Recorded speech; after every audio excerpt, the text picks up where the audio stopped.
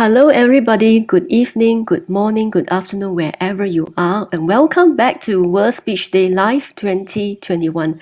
And what you're going to experience now is the final leg of our World Speech Day Live event that has run for the past 40 hours. And this is going to be the last 2 hours where we will go live for the last time to celebrate the power of speech and speech making. And before we start the America segment officially at 9 p.m. EST time here in America, in the US, what we're going to do now is we're going to introduce to you a speaker from Singapore. Her name is Ray Fang, and she is actually a speaking and MC coach. She guides corporate professionals and entrepreneurs to speak up boldly. And her life mission is to inspire people to own their unique voice and to create an impact in the way they speak up and show up in life. And for this World Speech Day, the title of her speech is to how to thrive in this digital economy. So over to you, Ray. Thanks, Suzanne. Since young, I was told by my very Asian parents, focus on your studies, do well in school, get a good job, and you'll get a good life. Thank God I didn't listen to my parents. I'm kidding. Don't get me wrong, I love my parents, but the success formula that worked 30 years ago won't work today. I'm Ray, and I'm a speaking and MC coach. I coach sales and corporate professionals to speak up boldly so fear never gets in their way. Having started my coaching business straight out of university, many have asked me, how do you get your stream of clients, build credibility, and have good social media presence and following in a matter of months? Thing is, I started my business officially right out of university, but I started building my network years before. When I was in university, I found myself gravitating towards non academic ventures. I was having multiple freelance jobs as an MC, a life skills trainer. I sought mentorship from entrepreneurs and freelancers, and I did internships to discover what I liked and what I didn't like. Took up leadership positions that taught me how to work with a team. While my peers did exceptionally well in academics, getting A's as their average grade, I got B's, but usually C's. I focused more on expanding my network and building my portfolio. I graduated last year when the pandemic hit, and while many of my peers couldn't get jobs due to the very dry market because of the pandemic, I got multiple job offers from people in my current network, people that I've had coffee sessions before who own businesses or who have friends who own businesses. Yes, me, who received a less than average GPA, getting multiple job offers because of the network I've built for years. I rejected those job offers nonetheless to pursue my passion in coaching and speaking. And as a millennial who has observed a digital economy unfold, and as a 2020 graduate who graduated into a very dry job market due to the pandemic, I'll share 3 ways to stay highly relevant and thrive in this digital economy. So, number one, learn to be a better communicator. In this day and age, as tech starts replacing jobs, there's one thing that robots or that tech cannot replace, which is the ability to connect with another human being. Only we can do that, humans. Only humans can connect to another human being. The way you converse authentically, lead with empathy, and having the emotional quotient to be tactful when you speak. Number two, attention is a new currency. We all have a short attention span, as short as a goldfish, or most people do. Find out what allows you to stand out from the rest. Don't compare yourself with others. Instead, double down on what you're good at. So now I'd like you to think about a person that you admire the most. Maybe it's a mentor or a role model or someone that you look up to. Now let me ask you, if everybody in the world was exactly like this person, tell me honestly, do you think that the world would be pretty boring? So don't be better, be different. That way, you'll grab the attention of others. So if you're someone that is naturally humorous, use your humor to make you different. If you're someone that can speak, and when you speak, you hold a safe space for people over Zoom, over online platforms, or even face to face, then use it to brand yourself. If you're someone that is love power suits and you're always wearing power suits, then use that piece of clothing to brand yourself. Be different. Don't be better. And number three, be a player, not a victim. We can't control our external circumstances, but we can control our response to them. The pandemic was a challenging time for the world. We can choose to whine about it or move on and choose to pivot. Human beings are built to problem solve. That's actually what makes us different from animals. So let's use it. Let's problem solve. For me, 2020 has taught me to look for the opportunities in chaos. Starting my business amidst the lockdown allowed me to take advantage of digital platforms. That means doing organic marketing without paying for ads, to more eyes on social media. And that also means taking clients that don't live in the same country as me. And because of 2020 happening, to be honest, that made me sit down in my chair and actually build my business and allowed me to be featured on local media platforms 3 times in the past few months. And that wouldn't have happened if I didn't just, sit in my chair, had nothing to do, and just focus on building my business because I didn't have freelance jobs last year. Now, the question is this: when a flood comes, a flood, right? Water, the flood comes, there are two kinds of people. People who insist on staying in the house because they have attachment to all the belongings in their house. Maybe they paid for the house and they don't want to lose the house, or they just feel comfortable in the house. Or people, second group of people, is people who would evacuate and find higher ground. Who will you be? Thank you.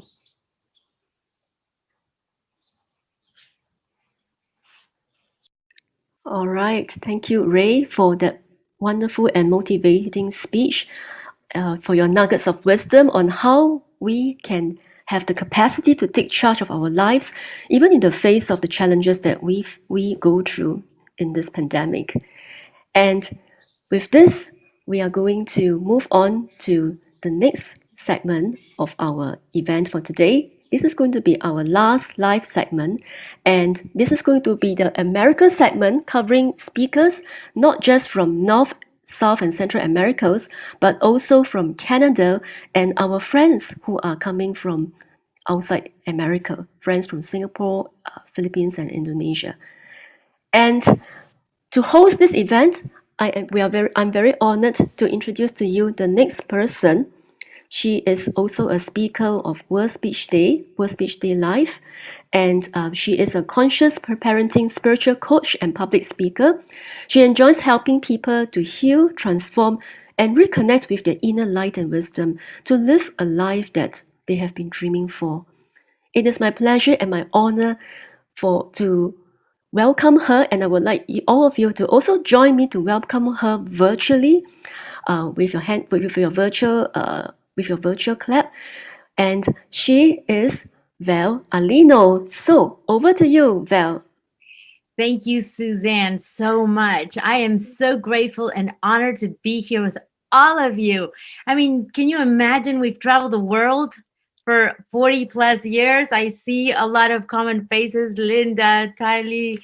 I mean, it's just an uplifting moment for me to have been behind the scenes, seeing how all the work that Suzanne, Peter, the producers, all the people that have helped, the organizers, and we have made it to the final countdown. So I want to see how the excitement is tonight. Can I see some thumbs up if everybody is excited?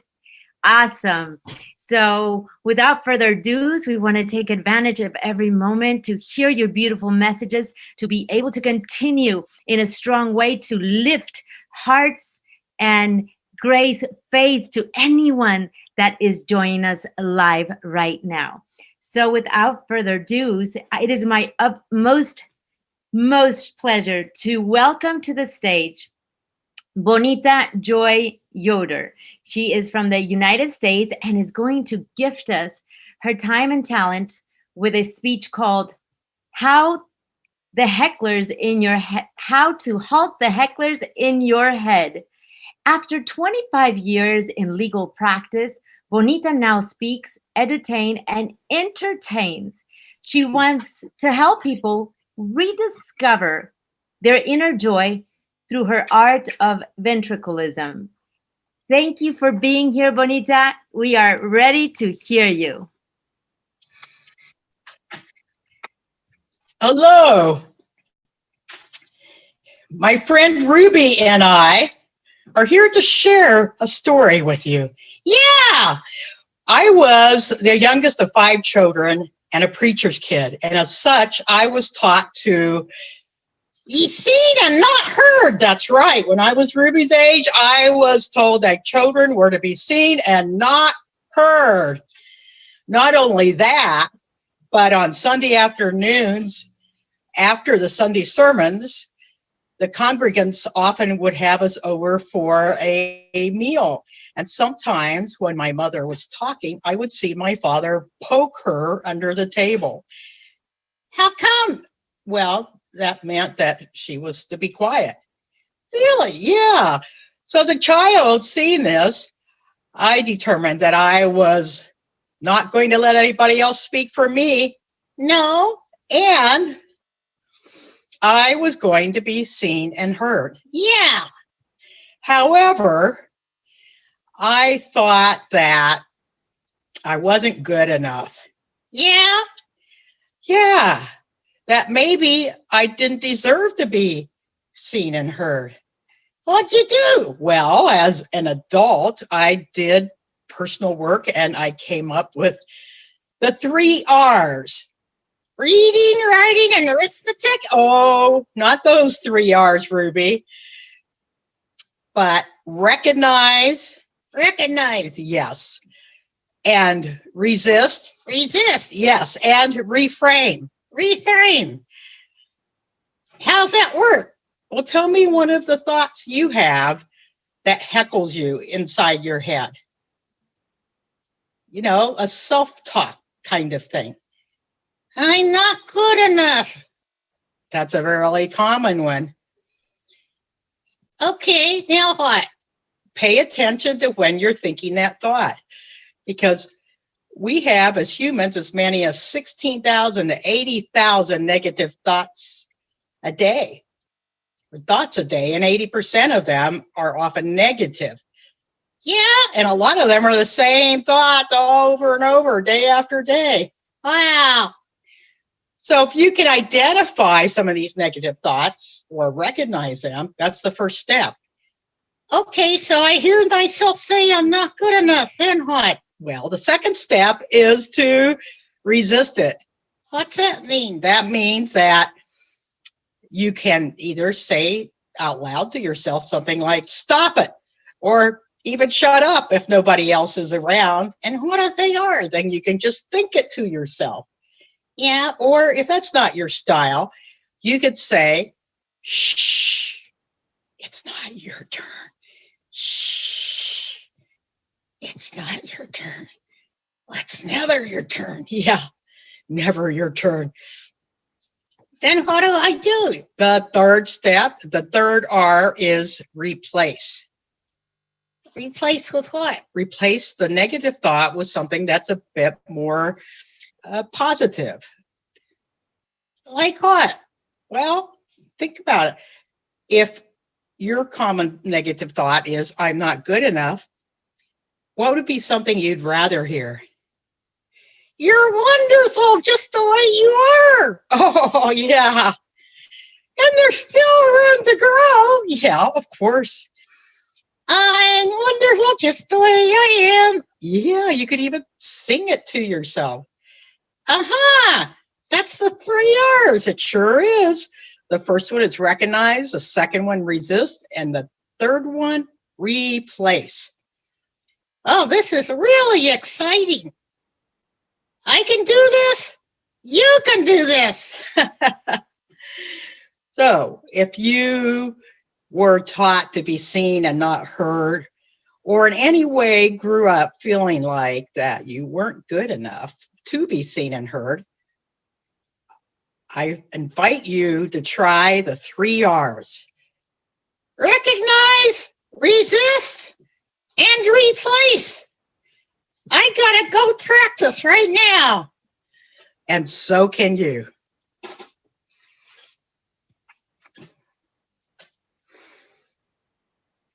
Thank you so much, Bonita. What a beautiful message. You bring humor. You say your speech in such a way that we will remember your speech until the end of time. Thank you for sharing how you enjoy life in this unique way. We are so grateful for your talk today. And up next, thank you. Up next, we have an incredible speaker, Linda Nefertiti. I am so excited to introduce her, and she will be speaking about change and transformation. Linda Nefertiti is an author, motivational speaker, and entrepreneur. She believes that women should not be defined by their past, but empowered by the possibilities of their future. She is a mother, grandmother, and a great-grandmother.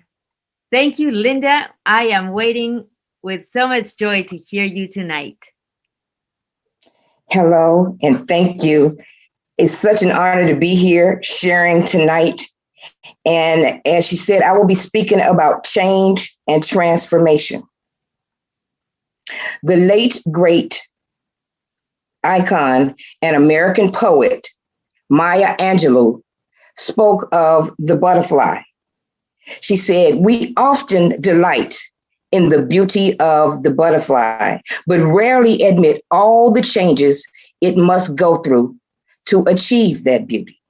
You see, a butterfly starts out as a caterpillar, and all it knows how to do is crawl.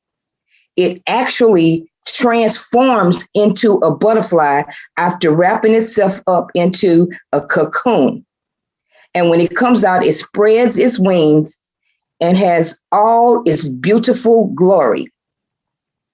That reminds me of a story of a little girl whose mother used to call her baby doll, until one day when the teacher at her elementary school violated her and silenced her. And after her mother went back to the school to speak to them, her mother was silenced as well. Have you ever felt like you're not good enough or that you are inadequate? Have you ever been silenced? You see, sometimes the victim believes it is their fault. Sometimes we allow our past to rob us of our present and our future. Sometimes we are compromised and we have blurred vision. I understand that feeling because that little girl was me. The thing that changed me was I had a shift in my mindset. Once you change your thoughts and you change your mind, your life will be changed too. I surrounded myself with people that had my solution and not my problem, with people that believed in me even before I believed in myself. And if this resonates with you, if you're someone who feels inadequate or feel like you're not good enough, I'm here to speak life into you, just like my mentor, Mr. Les Brown, when he said, "You have something special. You have greatness in you." That was my call to action. I answered that call. And when I answered that call, I found my voice again. And I reached out to my mother, and we had a conversation about that day. She also found her voice. When you change and shift your perspective, things will change. Here is what I like you to do is look at this card and write in the chat what you see on this card, because what you see is all in your perspective. Yes, that's correct. It is a shoe. It is a woman's shoe. But what I see, and someone said they see a butterfly. That does look like a butterfly. But if you look on the other side, this is what I see. And it's all about perspective. When we change our perspective, things will change. We all went through a storm in 2020, and we saw the storm. But we're coming to the other side of the storm. And on the other side of the storm, we'll be in the roaring 20s, and things can change based on how we look at it. There's a lot of people who lost their lives during the pandemic. I lost my loved one. But again, I shifted my mindset and decided this time, when I go through the storm, I'm going to come out a different person, because I'm not going to go through it the same way. This time, I became an author. This time, I wrote poems, and I answered the call that Mr. Les Brown gave me and became a motivational speaker. I want you to write this down. Leap and find your wings on the way down, just like that butterfly. That's what the L in Linda stands for. Nurture your mind, nurture yourself, read positive books, watch positive videos, affirm positive affirmations. Anytime you put anything after these two words, I am, you can have those two things. N, that's what the N in Nefertiti stands for. I want you to live in your truth. The late Dr. Miles Monroe says, rob the grave of your goals and dreams. Love yourself, because if you don't love yourself, you cannot love anyone else. Mr. Les Brown says, you are a masterpiece because you are a piece of the master. And then I want you to give from your overflow. Miss Iyanla Van Zandt says, fill your cup up first, then give from your overflow. If this resonated with you, I want you to follow me on social media. My name is Linda Nefertiti Patton. If I can do this, you can do this too. That's my story, and I'm sticking to it. Thank you for allowing me to share. Oh my Lord, one speech after the other, Linda. You have such a way to bring all of us into your heart. You know, I was trying to take some notes, but every word was wiser than the one before. Thank you for sharing with such transparency everything that you have inside of you. We feel you, we bless you, and we're so thankful that you are here. Yes, please, let's give some love. Thank you for allowing me to share. Thank you, Nefertiti. Wow. Well, after that speech comes the grand Nate. I know he's pumped up after these two beautiful speeches already. Nate Mills Gray is also from the United States, and it's my honor to introduce him to you with a beautiful message called Opportunity Over Obstacles.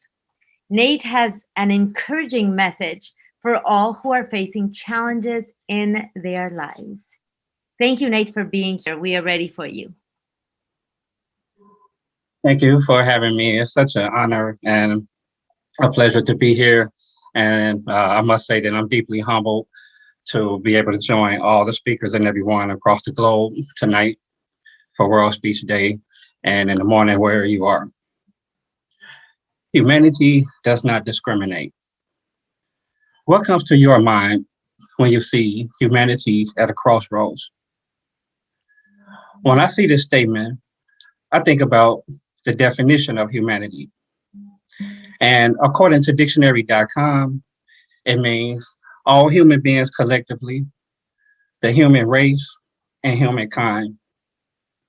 It also means the quality of being humane and kindness. When I see crossroads, I think about when I am driving my car and I come to a crossroad at the same time with other drivers in traffic, and how we have to share the role and follow the rules. And because we all are governed by rules and customs, we have a choice to follow those rules, to follow the rule to obey the light, to stay in your lane, or even slow down and yield to the other person in traffic. But what happens if everybody decide to do their own thing and just proceed through the light without considering the other person? We're definitely going to have some problems. It's going to cause multiple confusion and multiple collisions because we have to share the road. And that's how the world is. We have to share the world that we live in because we have so many people with different perspectives from different backgrounds and different cultures. But does that mean unfairly because of those differences? Of course not. We are all created equal and we all have a unique purpose. According to the study of humanities, humans have been working since the beginning of time to preserve humanity in such cases as speaking out against social injustices, the inequalities, and even the continued effort to counteract global warming. We as humans did not choose to be born in this world. And when we were born, we did not have a choice as to which color or race or background we wanted to be. And also, once we are born, we are not just a part of the population. You are entitled to your fair treatment simply because you are a human being. So, in order to make the world a better place,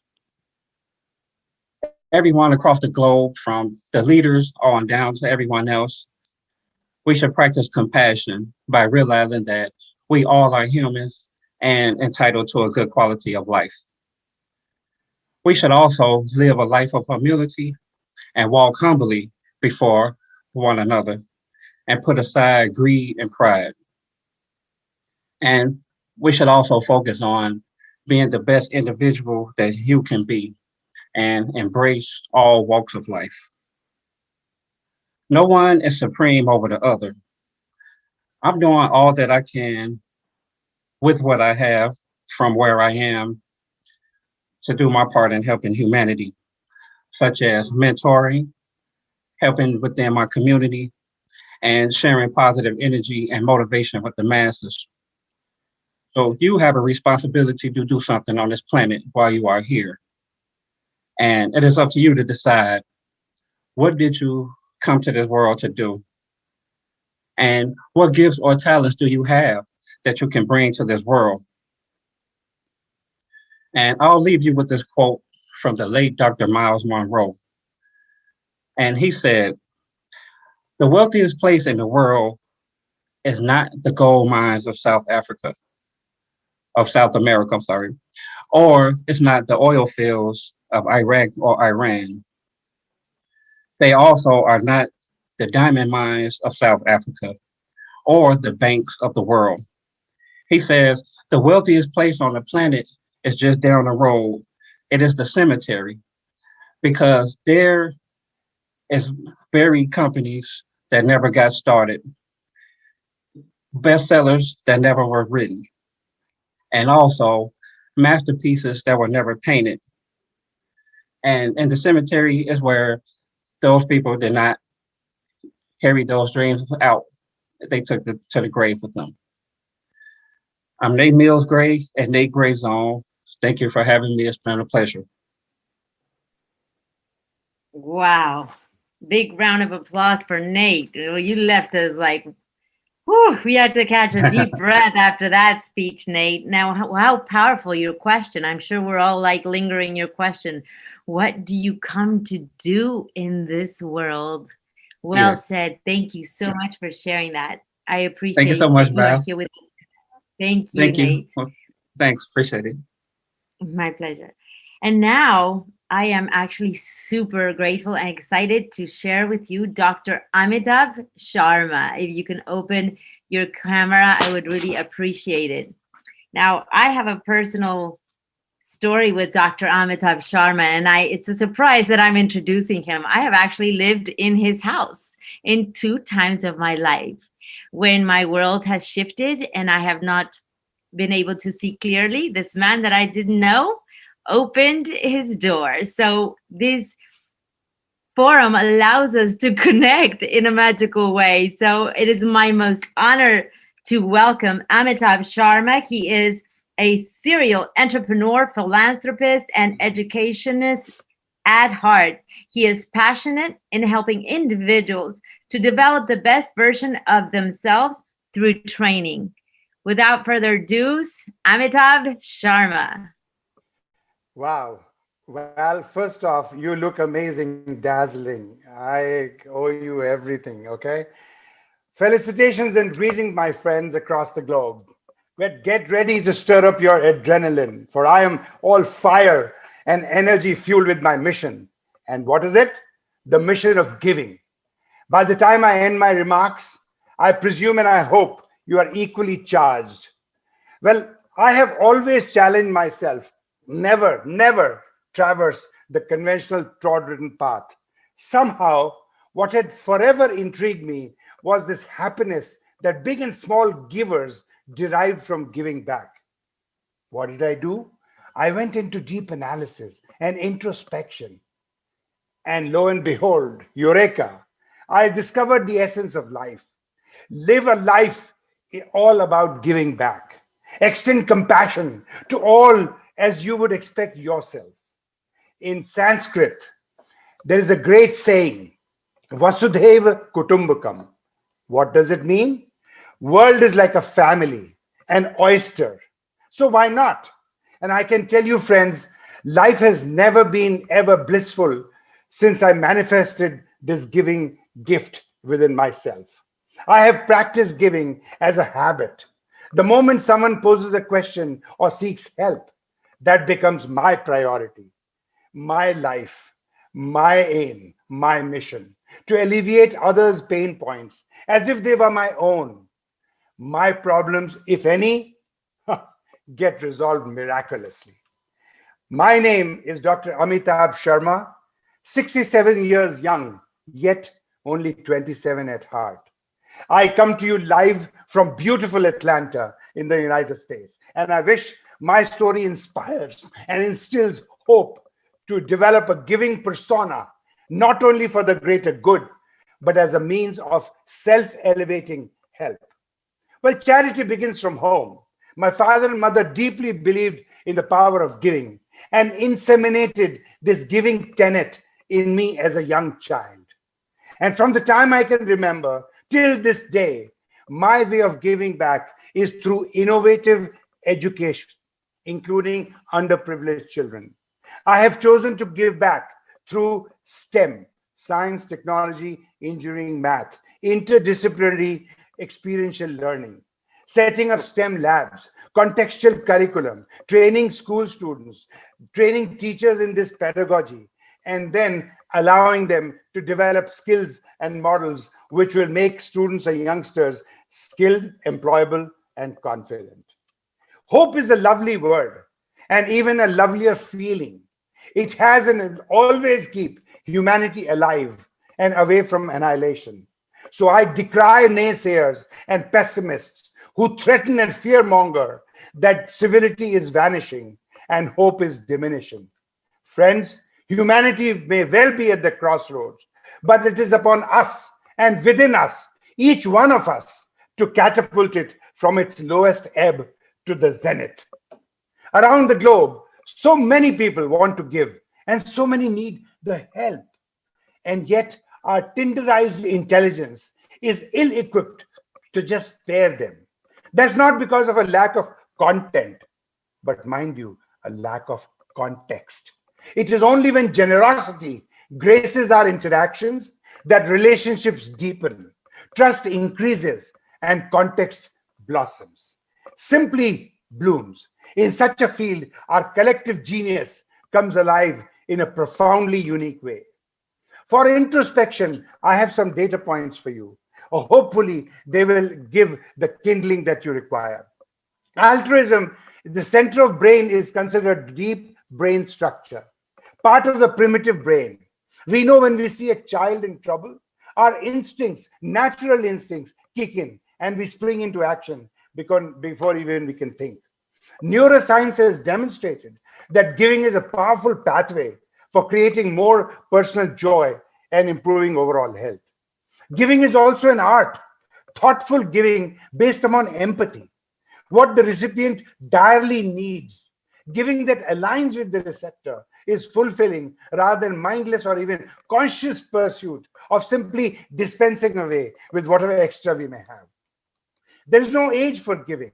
The ideology of getting imbibed, the longer it shall sustain and continue to make everyone around happy and joyful. Well, giving is also contagious. In a positive sense, unlike the flu, giving catches on fast when societies can create benchmarks of reaching out and helping others. Giving is incidentally is in fashion. Well, if there are people like Bill Gates, Warren Buffett, Ted Turner, Manoj Bhargav, Azim Premji, and scores of others, multitude of others, we can emulate them for their professional success. Why not giving? Giving should be preemptive. Rather than reactive giving, we should be able to anticipate, alleviate disasters, pains, and travails. It's said, a stitch in time saves nine. Humanity can be uplifted by a variety of giving. You have different flavors. You can donate time, energy, money, projects, your brain, your thought, your ideas. This cross-fertilization of ideas world allows to alleviate self-challenges, make community more comfortable by addressing them. So one may choose per capacity. It cannot always be, or should not always be, or may not always be financial. And what goes around comes around. Possibly for augmenting own happiness, giving enables one to reap what one sows. So, at the end, on this auspicious World Speech Day, I encourage you, one and all, to join me in creating a circle of giving. I beckon you to delve deep into your hearts and unearth the genius in you, the giving genius, accentuate, even perpetuate the giving principle. Reach out, embrace with open arms and hearts for your own good and for the good of others. For then alone, we would have done justice and an iota of contribution to ensuring that humanity no longer remains at crossroads. Thank you for this opportunity. Wow, Dr. Amitav Sharma, you took the roof off. Thank you so much for that speech. And I can testify for your caring heart. I've been blessed to go to India with you 3 times to serve your school. And I can put my hands on fire for that heart of yours. So thank you for sharing the space with us tonight. Now, it is my honor to bring into the stage our next speaker. I pray I'm pronouncing it right. Adrienne Dillard. Yes. Welcome to the stage. Adrienne is an international communication skill coach and author. Through her organization, she helps youth harness their vocal power so that they can ask for and receive what they need to achieve their best lives.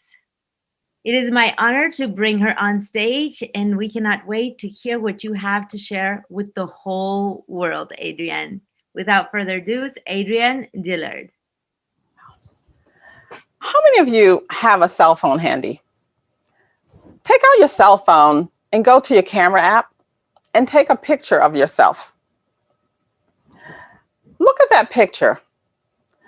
How would you define yourself to someone who didn't know you? Just by looking at your picture, how would you describe yourself?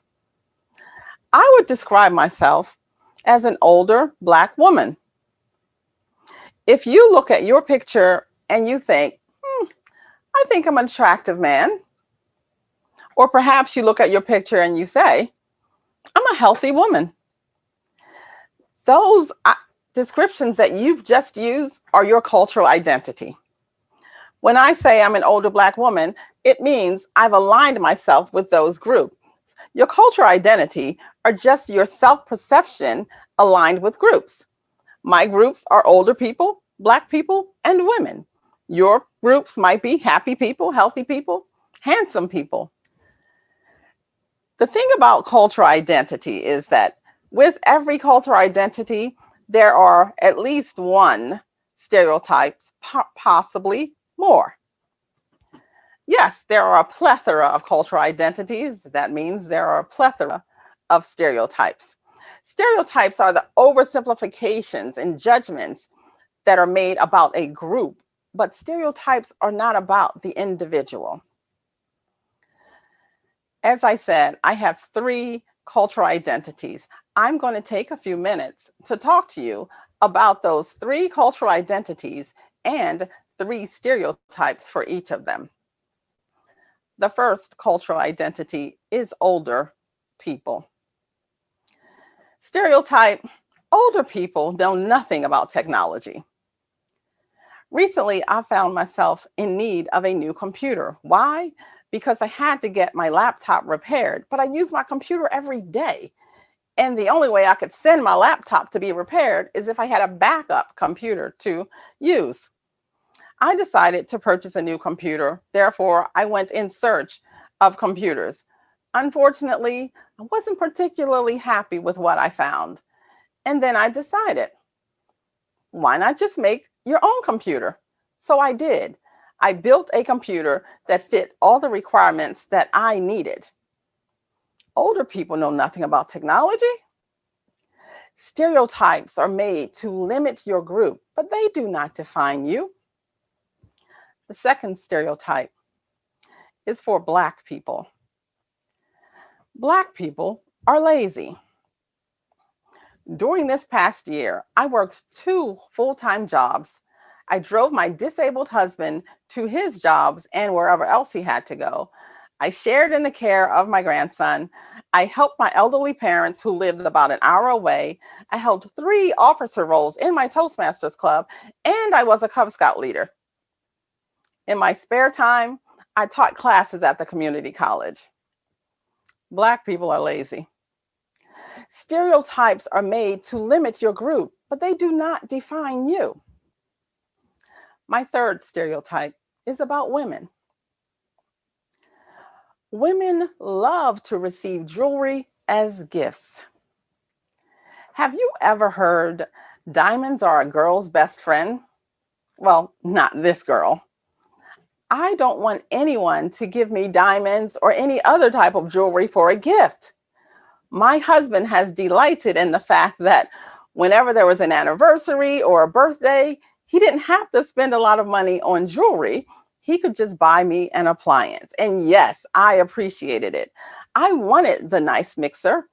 I wanted a new sewing machine. I did not want a new vacuum cleaner, so please don't bring that to me. I hate vacuuming. Women love jewelry as gifts. Stereotypes are made to limit your group, but they do not define you. There you have it. 3 different stereotypes for 3 different cultural identities. None of those stereotypes fit me. But so what if they did?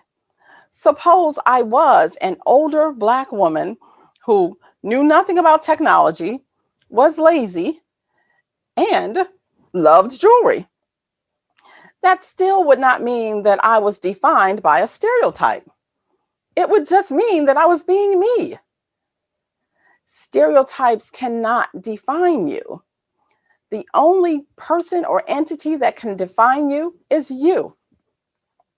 When you see yourself in your selfie, how do you define you? Back to you, Val.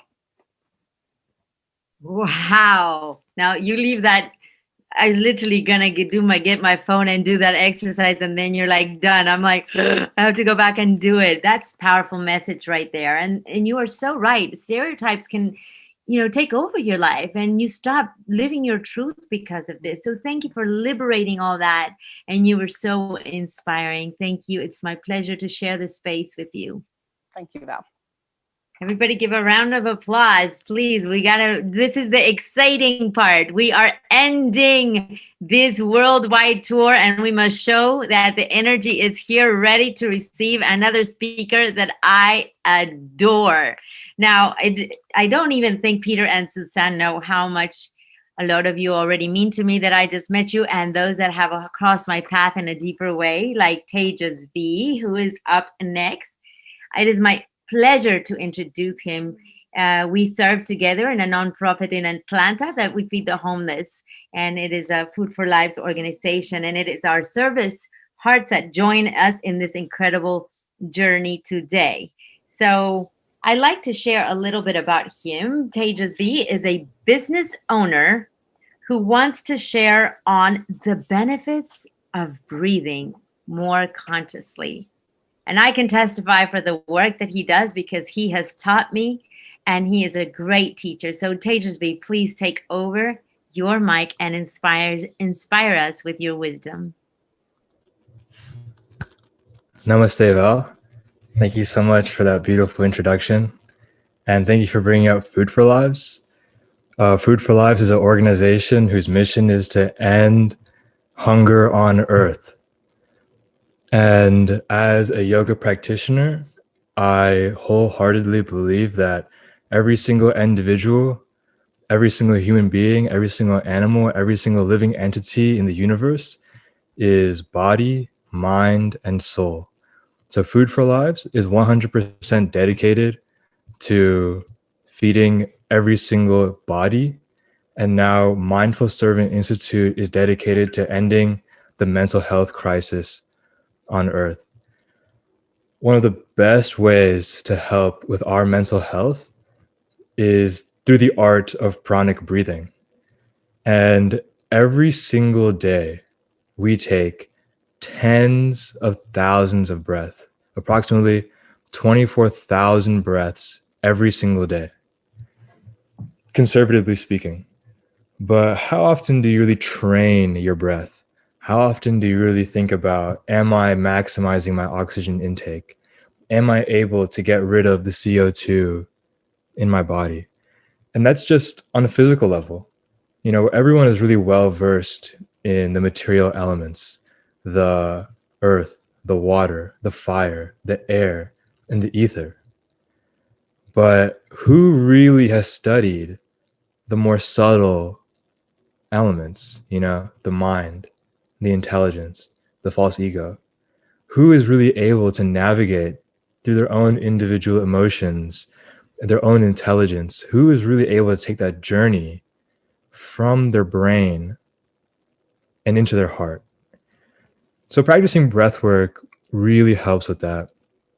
And I'm just here to try to improve every single moment of every single individual's existence permanently by teaching you simple techniques on how to breathe.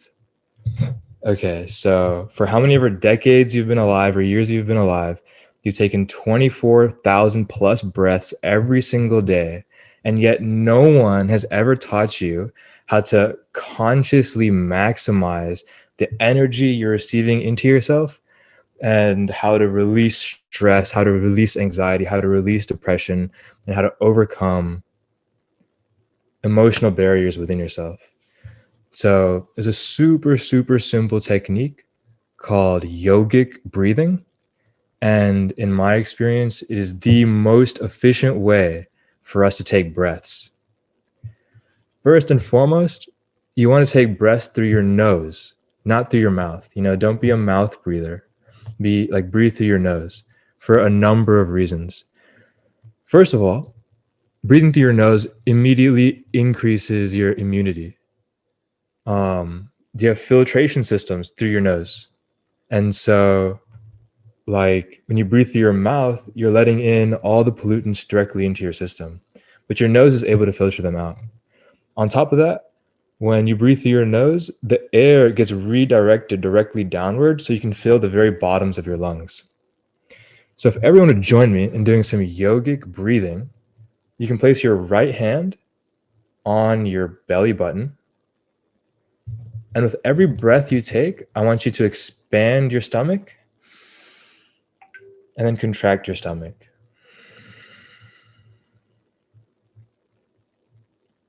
When you inhale deep into your belly and drop your diaphragm. As you exhale, bring your stomach in. It's a very common misconception that when you take a deep breath in, you're going to puff your chest out, right? But your rib cage is only so flexible. Your stomach is actually far, far more flexible.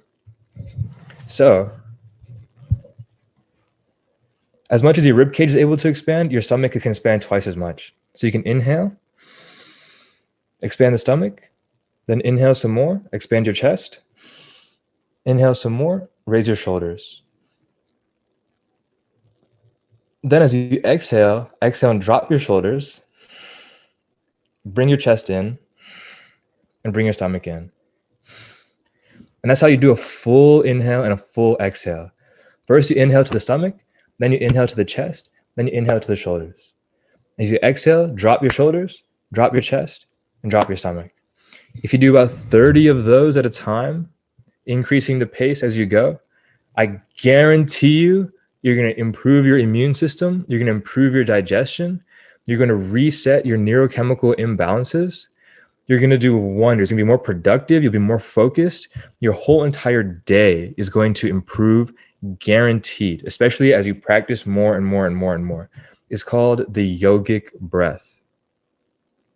If you'd like to learn more, go to mindfulservant.com and you can check out the art of pranic breathing and the pranayama sangha to learn more. I personally overcame like tremendous adversities in my life. As a child, I went through some very traumatic experiences with people who were supposed to be taking care of me. And as I grew older, you know, and those emotions resurfaced, as we all know, like those traumatic experiences resurfaced, I was able to use breathing to overcome that and also be as productive as I possibly could be. I brought myself from being suicidal and anxious and depressed into, the vibrant, hardworking person you see before you today. And I just want to thank you all for listening. I want to thank Val and the entire World Speech Organization for listening. And I acknowledge the light, divinity, and beauty in each individual and living entity in the universe. Namaste. Namaste. Beautiful. Well said. Well, I can tell you that it's worth it to do this practice. I've been blessed to be taught directly from him. And it does take practice, and it's worth it because we learned the wonderful benefits of this conscious breathing. So definitely look at foodforlives.org. You can find more about Mindful Servant Institute that is just here to serve and teach you all these practices. And now, well, a big round of applause for Teja Vita also, please. Absolutely. Thank you. We now go to Florinda Tay, which is actually in Singapore. So we are blessed to have you. I bet it's a little bit late. I lost track of what is the time zone everywhere, but we are so happy to have you. And she is going to actually speak about something that we all need to hear. How she overcame stress. Who all does not have stress right now? So she has this expertise, her own experience on how to share how she overcame stress. Florinda runs a skincare and cosmetic business. She wants to help ordinary people create extraordinary lives with possible mindsets. And we can see your practice because you are gorgeous. Thank you, Florinda. Come on board and light us with your light. Thank you, Val. Thank you for all your energy. I'm loving it. And good morning to everyone present here and watching us live. I'm Florinda. I'm in Singapore. It's 9:47 in the morning on the 16th of March. I am a happily married mother of 3 beautiful kids. It is true. They say when you raise beautiful children, they will be beautiful, wonderful adults. And I personally chose to be a beauty entrepreneur, and I love doing what I do, because it's all about enriching women, helping them gain confidence, beauty, have a community, financial rewards, and most of all, recognition. I'd like to thank Peter, Suzanne, and team for effectively getting this up. It is my honor to be here. I am so happy to be sharing with you about my life here on World Speech Day. So something about myself before I share with you my tips on stress. So I was diagnosed with a rare blood cancer 12 years ago, which makes me in high risk of stroke and clots. And trust me, every day is a constant battle trying not to think about it. I work hard on being healthy, staying positive, just so that my medical report looks good and that my cancer does not turn aggressive. So yes, I think through a lot when I make decisions daily. Every single decision I make makes a difference in the way I live my life. My darkest moment was not the diagnosis, but it was when I lost the 2 pregnancy due to the medical condition. So the guilt I had to carry was painful as a woman and even more worse as a mother. All right. So my emotions fluctuates and maintaining sanity among all the craziness of our daily lives is especially crucial. And I'm constantly making decisions to cut things that doesn't help me. So if you have a medical condition, if you are a parent, if you're an entrepreneur, here are some tips to help you have a greater quality of life. So my little tip in life is whenever I get into a stress mode is always write down the things that I'm grateful for. See, a grateful heart allows us to see what God is actually really giving us and guiding us to that direction where he wants us to be. It may sound like a simple task, but trust me, when the world spins, sometimes we get spun upside down when we don't focus on the right things. There are days I am filled with anxiety, loss of hope.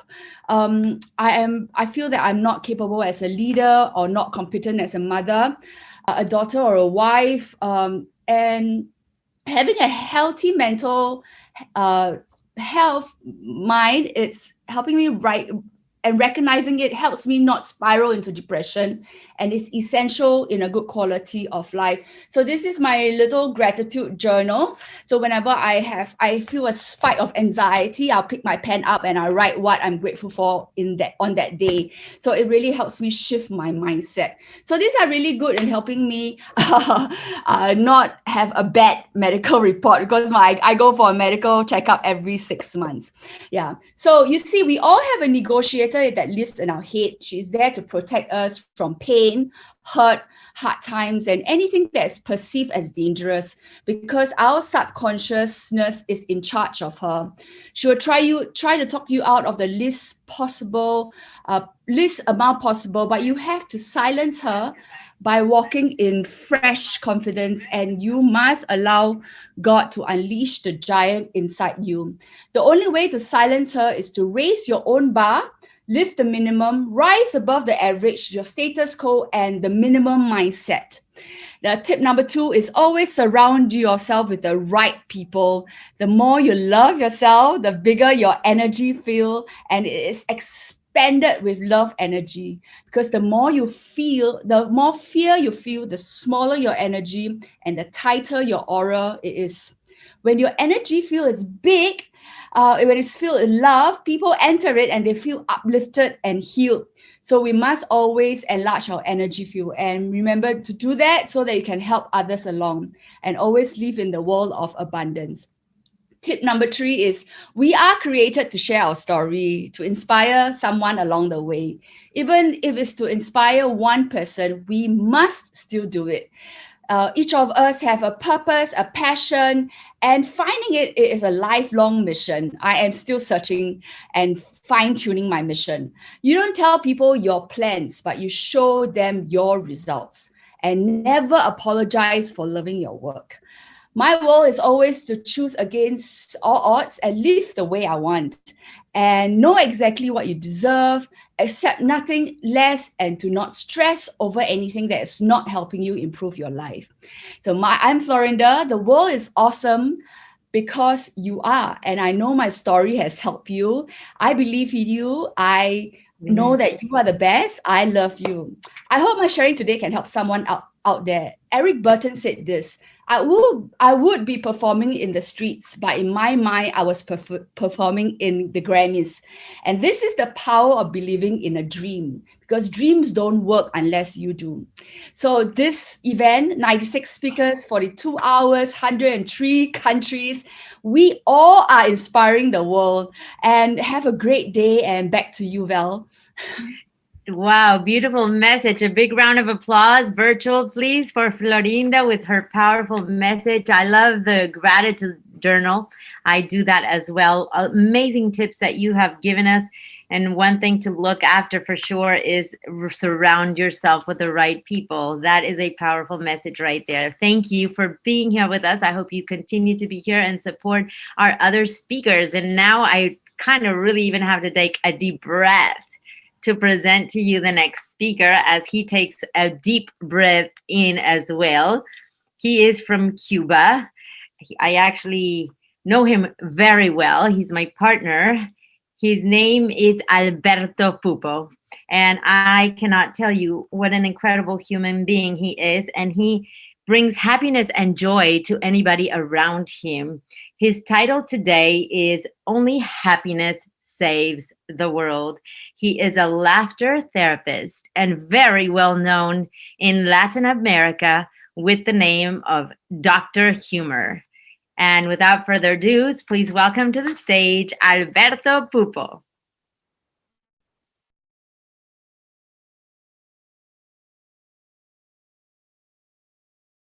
Your microphone, please, your microphone. Oh, okay. Hello. Good night. Good evening. Good evening. I am glad to be here with you to share some secrets about happiness. Well, the first question that I have for you is why you suffer? Why? Tell me why you suffer. Why? Because the purpose of our life is happiness. I think so.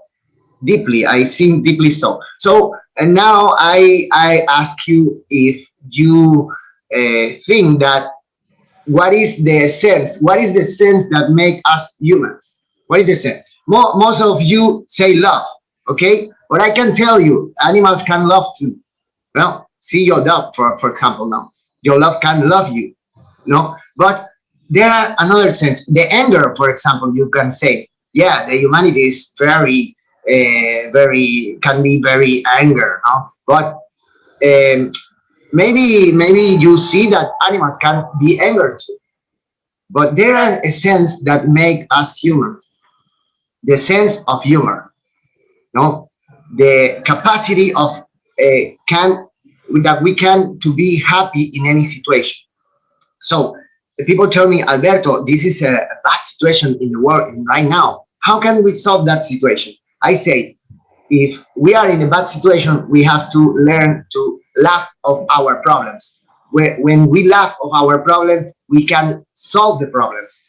If you don't able to laugh of the situation that you are, you cannot assume that situation and you cannot solve it, because the sense of humor is one of the sense of the intelligence, one of the sign of intelligence of humanity. So I give you now 5 steps to in order to be to have a happier life. So the first step is intelligence. I want to repeat with me that step. Please repeat with me. Is intelligence. No, you can repeat this.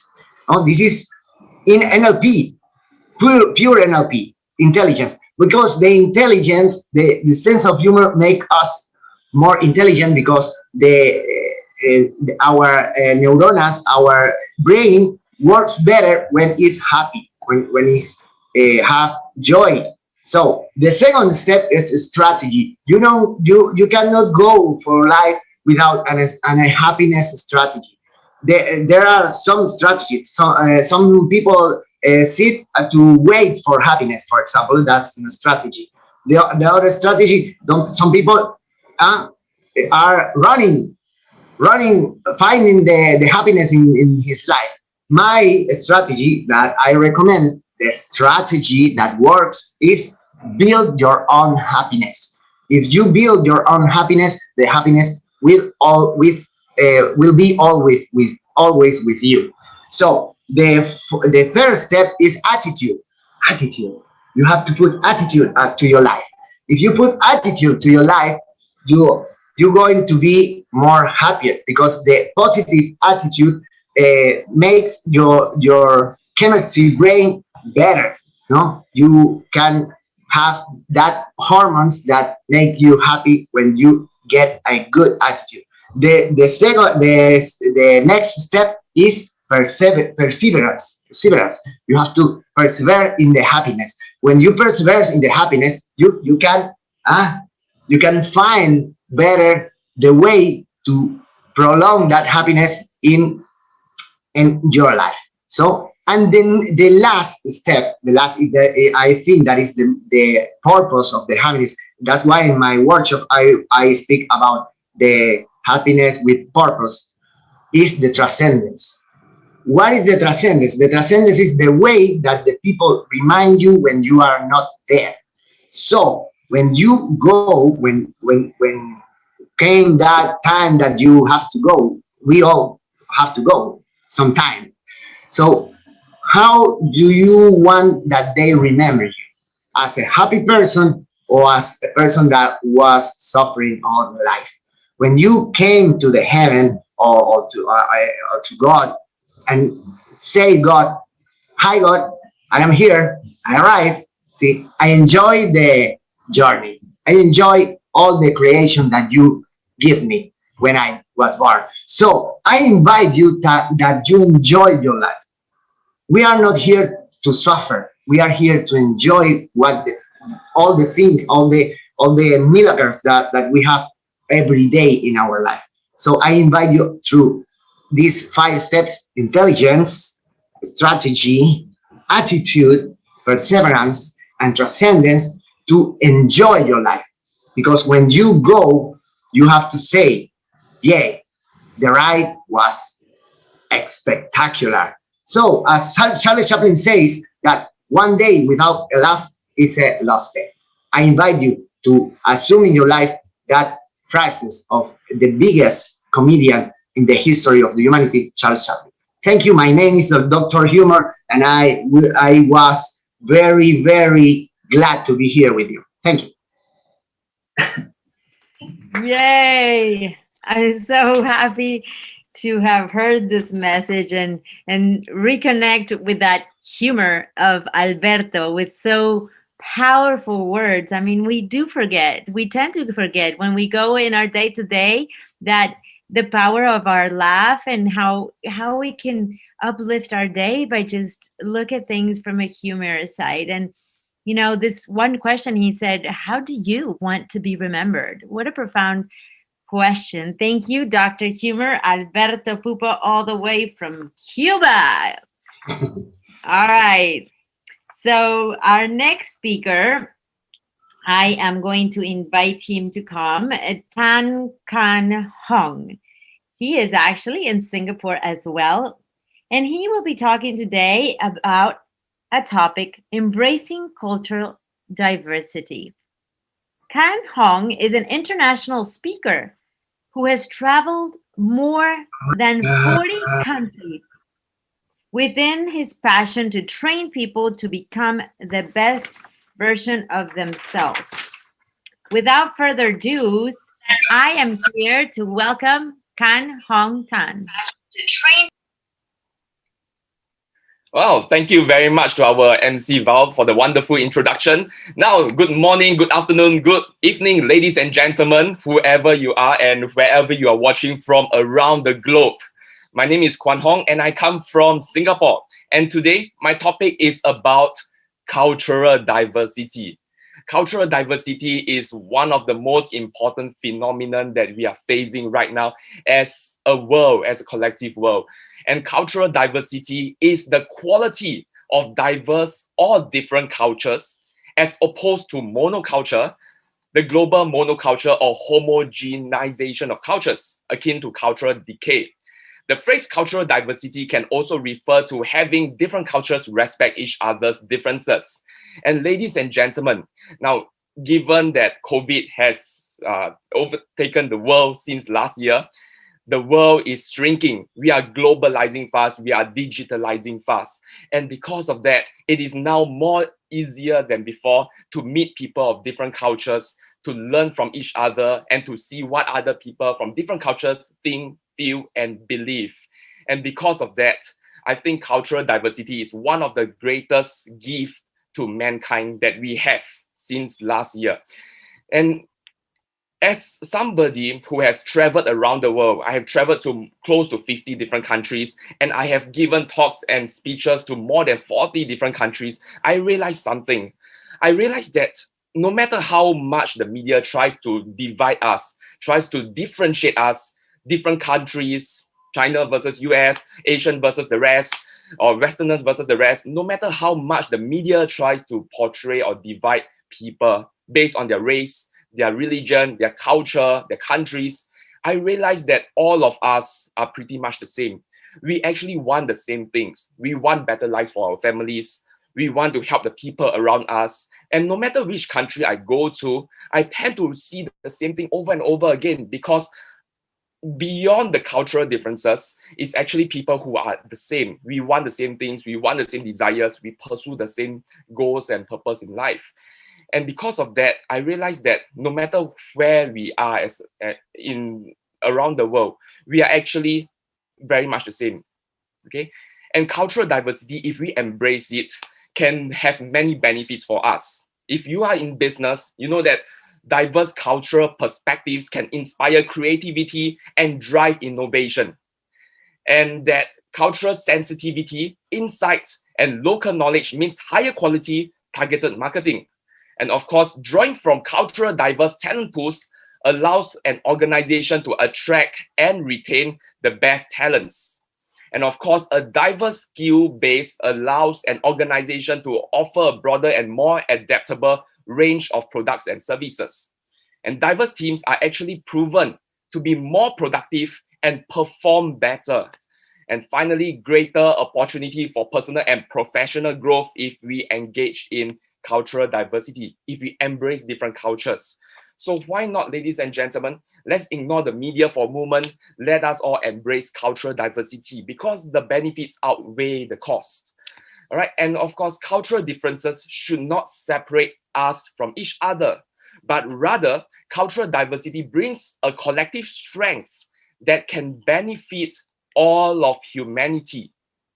And of course, intercultural dialogue is the best guarantee of a more peaceful, just, and sustainable world. So that is why there are so many reasons to embrace cultural diversity, because in the end of the day, we are all humans, we share humanity, and we are all susceptible to the same thing. Because after all, we are all vulnerable to the same virus. The virus does not discriminate which race or religion or which country we all come from, because all of us humans are the same in the first place. So finally, ladies and gentlemen, an individual has not started living until he can rise above the narrow confines of his individualistic concerns to the broader concerns of all humanity. And that is why we have to embrace cultural diversity. Thank you very much, ladies and gentlemen, for listening. And I think this is the greatest chance we have to embrace all of humanity's strength, to unite the community, to uplift humanity, and to do so by embracing cultural diversity. Thank you so much. Wow, Kwan, that was amazing. Thank you for sharing your passion. You're such a passionate speaker, and I'm with you on cultural acceptance, and we are one. I actually sometimes have a hard time even saying where I'm from. We at this point in time, we are just one, under the same sky. So your message really touched my heart as somebody who has been traveling also, and I've passed from trying to fit in to just opening my heart, showing my truth self, and that oneness with all. So very powerful speech. Thank you for being here. It's our honor to have you here tonight. So everybody give some love to Kwan, please. Thank you so much. Our virtual clapping. And now we are switching to Nick Rowland from the United Kingdom. And I am actually so excited to introduce him as well, as I have had also the pleasure of knowing his work and his heart, and welcome him with the most uplifting heart. He is speaking today. You don't have to be an extrovert to make a difference. Nick has a wonderful message to share, and he has a uniqueness that makes him different in the way he expresses his passion, his mission, his wisdom, and dream. Without further ado, Nick, Ronald in the house. Welcome, Nick. Thank you, Val. And yeah, just to say thank you to everyone who from World Speech Day for giving us the opportunity to share my story. So I'm going to talk to you how I think we all need more people to stand up and share their message and help influence the world positively. We need more influencers, and how we can all play a part in influencing the world in a positive way. So I want to first of all ask, have you ever struggled to think what to say and didn't know what to say, so didn't say anything? Well, I did this for around 25 years. I'm dyspraxic, and I was diagnosed in my 20s. So dyspraxia was called clumsy child syndrome in the sort of 70s. So I was always falling over, always having accidents. But also I was chronically shy and very introverted. I didn't speak at all when I was growing up. I literally only spoke to my family, which made the school very hard, and I was bullied quite a lot growing up, which meant I lost my confidence, which meant obviously I was even quieter. And this obviously affected. I went to university, and my nickname was Shifty. It's sort of like a word like a criminal, because I was always looking down, I wasn't looking at anyone, and I was very quiet. And it affected my ability to get work and socialize when I left university as well. So it's a big impact on my life. And I never thought anyone would be interested in what I had to say. I was very good at writing stories, and I had lots of things that I was writing down stories, but I could never tell my story. And then I had this light bulb moment where it all changed. And for me, I went to a Toastmasters club, like an international speaking club. So I thought, I've got to face my fear. I've got to learn how to speak out. I can't be this quiet for my life. I'm going to get nowhere. So I went to this Toastmasters club in London, and I sat at the back of the room, and for a year I didn't say anything. I spoke to people a little bit, but I didn't go on stage. And every time they invited people from the audience to go up on stage and answer a question, my stomach would go in knots, and I'd sweat. I was terrified. But after a year, I managed to pluck up courage, and I went on stage for a few minutes. I just shared my story. I introduced myself, and everyone clapped as they do. They spawned Toastmasters, but also I got some people afterwards saying that it was quite inspirational. It was very genuine. And what I realised at that point was that basically everyone has a story to share. Everyone has perhaps messages to share, stories to share, or expertise to share. And what I really believe is that I've been passively going through life. I hadn't been contributing. I've just been keeping myself to myself, and I often compared myself to the more extrovert people, the more confident people. And I think nowadays in this world of social media, it's even easier to do that, to compare ourselves to others and think the loud, confident people, perhaps people who look perhaps rich and wealthy and have more to say. They're doing more things, experiencing more, achieve more. Let's listen to them and have that self-doubt. That what am I achieving? What have I got to say?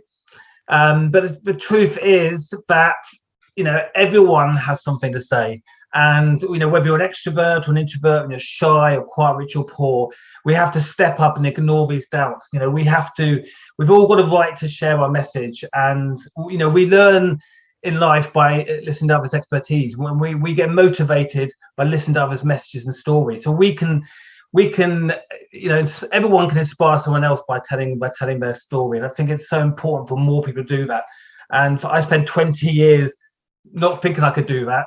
And then actually be able to do that's one of the most powerful, empowering things that I've ever been able to do.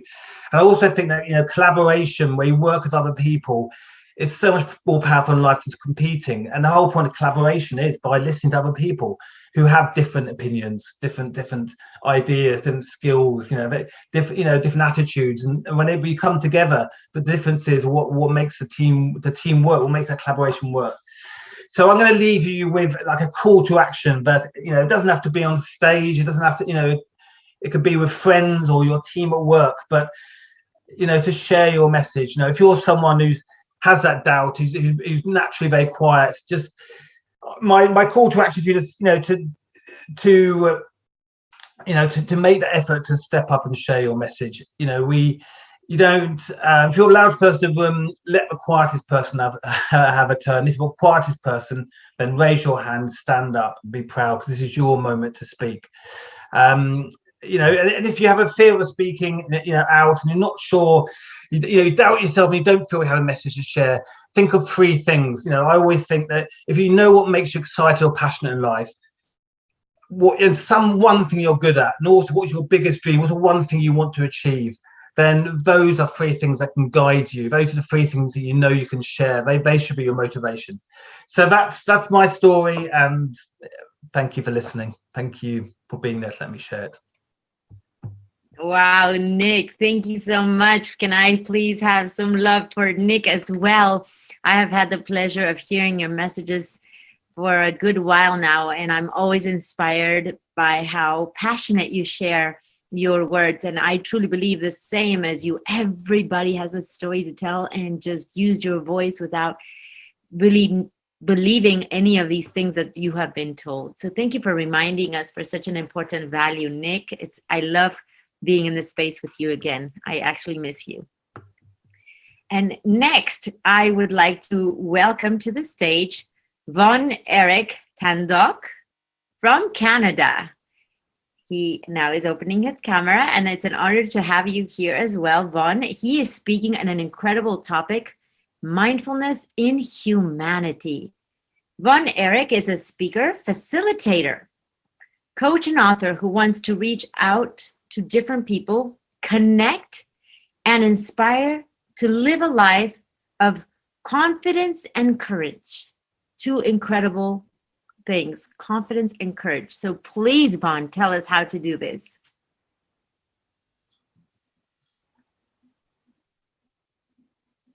Mindfulness and humanity. Imagine if there's no mindfulness in the world. Imagine we are not mindful. But first, what is mindfulness? Mindfulness is living in a present condition without judgment. So when we say mindfulness, we are mindful with our thoughts, our words, and most important, our actions. Those 3 things should come together. So mindfulness actually starts with ourselves. It starts with you. That's why I asked in the first line of my speech, imagine if people are not being mindful. Let's take the first one. In our thoughts, if we all have a negative thought, do you think humanity can live with just being a negative? So as a person, you have to have a positive thought always. Yes, life is not always rainbow and sunshine. There's always a negative thought that's happening. In fact, they said there are more than 10 of thousands of chatters in our head. But which one are you going to have in your head? I'd rather choose positive thoughts. So that is being mindful. The next one, our words. Be mindful of your words, particularly if you are dealing with people. Sometimes our words will going to hurt people. We don't want to hurt people. You want to have a positive words conveying positive message. That's why we have this kind of activities right now that being organized, because we want to have a positive impact around the world, spreading it to whole humanity. So words are really important. Your words alone will encourage someone. So be mindful of our words. The last one, our actions. It says that in a speech, more than 90% is nonverbal. That means 7% is only words. So your actions is really important. Positive actions. That's where you're going to convey confidence, courage, because you really want to have a mindful actions. As I mentioned earlier, life is not always rainbow and sunshine. Sometimes we have a bad day. It happens to everyone. Now, if you have a bad day and you always bring that one to other people on how you connect with them, I don't think there's a peace in humanity. I don't think there will be a happy humanity. So that's why I always encourage, be mindful of ourselves. And that's 3 that I mentioned. Our thoughts, actions, in words. But how to become a mindful, by the way? Mindfulness is actually kind of meditation that starts with you. It depends on what time of the day. So I do my own mindfulness the moment I wake up in the morning, and I call it my moments of silence. So those are the times every morning that when I wake up, I'm grateful, I do my reflection, and I do my contemplation. And then that's where I plan my day. Have you heard about the saying, did you wake up in the wrong side of the bed? Of course. That's because you are rushing. Life is kind of a hectic schedule that if you don't have a time for yourself, we call it me time. Before you go to your work, before you go to school, before you attend to your most important thing in the day, you have to do that mindfulness the moment you wake up.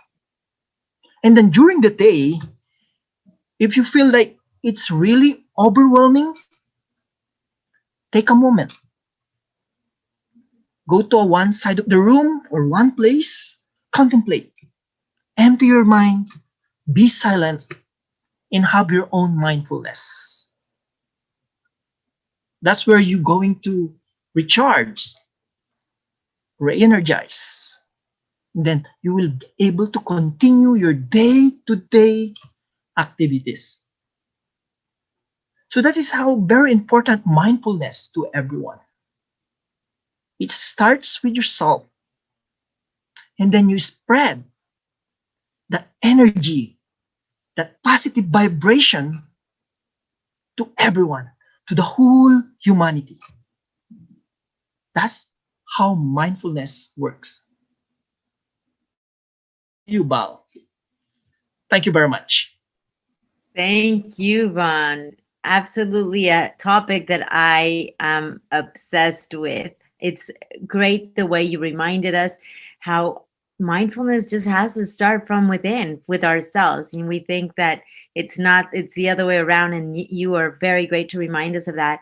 And I love that you said also that your words could encourage someone else. Sometimes we think that our story is not worth sharing, or we haven't gone through enough to share something, but you have just reminded us that. And we thank you, and of course sharing much love with you, with everybody here on the screen. I would love to invite those that are on to support each other. Thank you, Roberto. I appreciate you joining in with your clapping.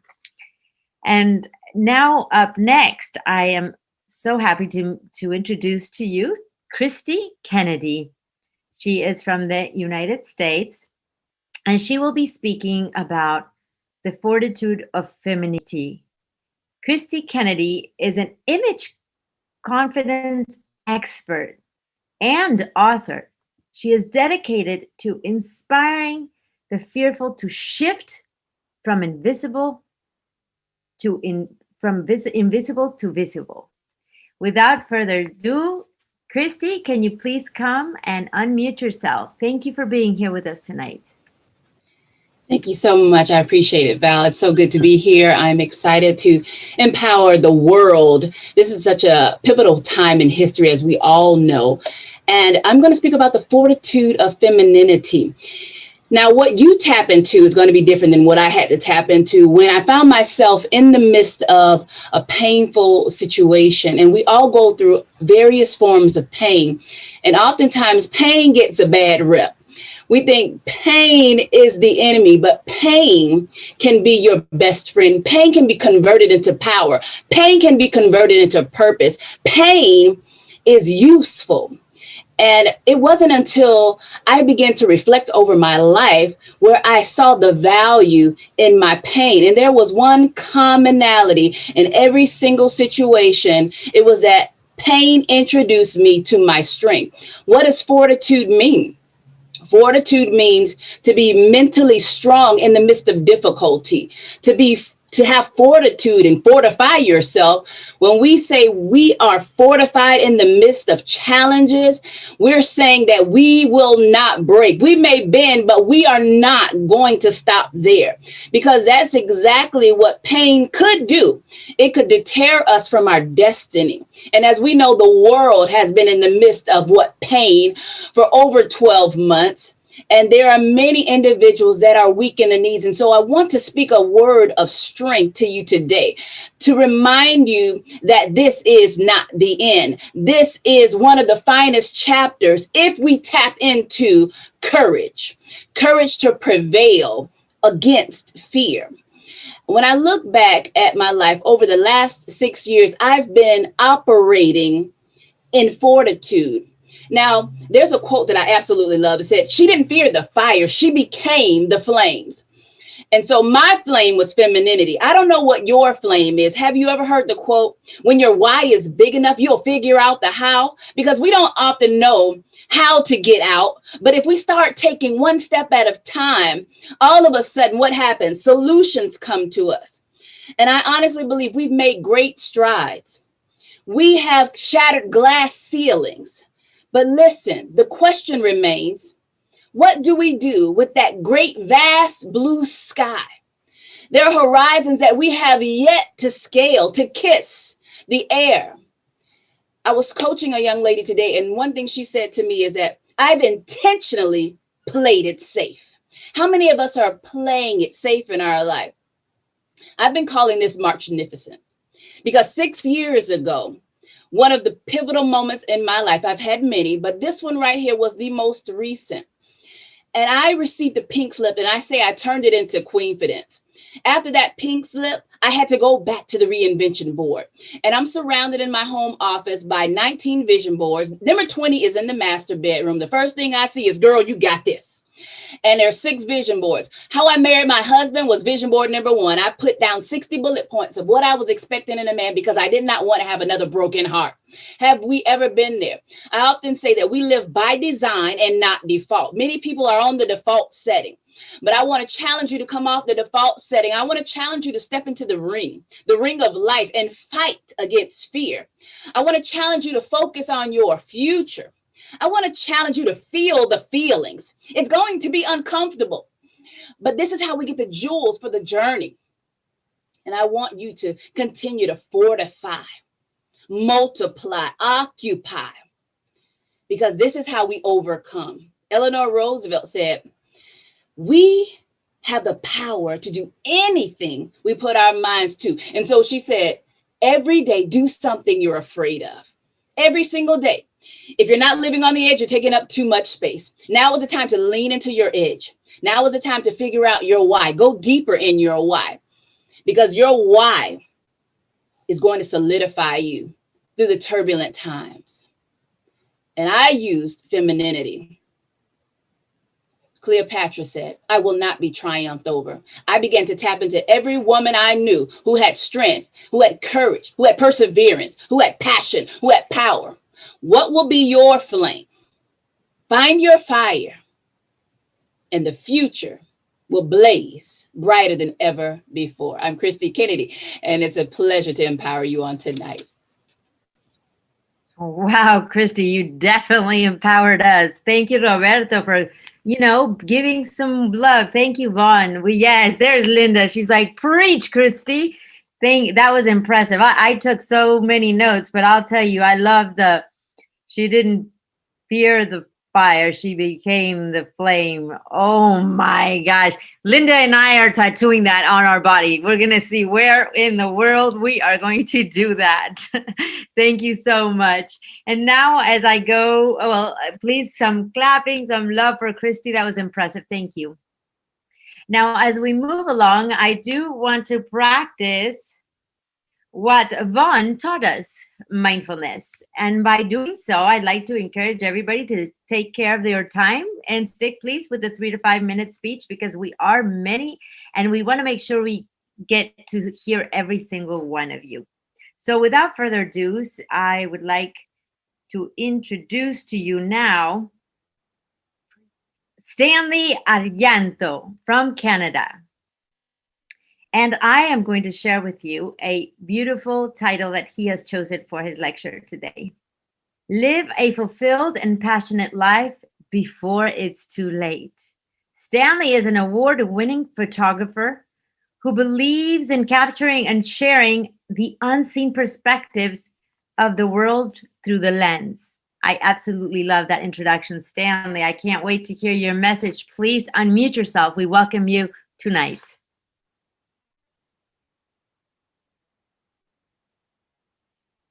If today were the last day of my life, what I want to do, what I'm about to do today.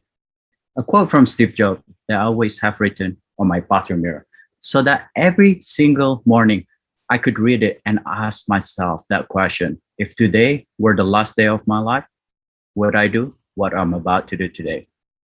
And for the longest time, the answer was no, until I started changing the way I approach life. Hey, I'm Stanley, a mechanical engineer who left my promising, secure career to pursue my love for travel and my passion in photography. I make it my mission to capture and share the unseen perspectives of the world, to help and empower other photographers to pursue their passion in photography and to capture their dream shot. A short 3 years ago, life was very different. I was working as a mechanical engineer. A promising career, a good salary. It was a comfortable lifestyle with a secure financial situation, but there is one thing missing. I live a safe lifestyle, and along the way, I missed my passion for life. I remember when I first got that job. I feel like I finally got the job that I've always wanted as an engineering student. I thought I was living the dream. But then I started traveling. I started to see more of the world, and it opened up my mind. From there on, my mindset started to change. It was no longer about the big houses that I want to build, the fancy cars that I want to drive, or the big TVs. It's more about the new culture, the new perspectives that I can experience, the new people that I met along the way. And I want to be able to go to new places that I have never been before and share those experiences and journey with other people, to inspire others to follow their passion, or maybe travel and see more of the world. Traveling have helped me to understand the different ways of life, as well as different humanity and environment challenges that we have all around the world.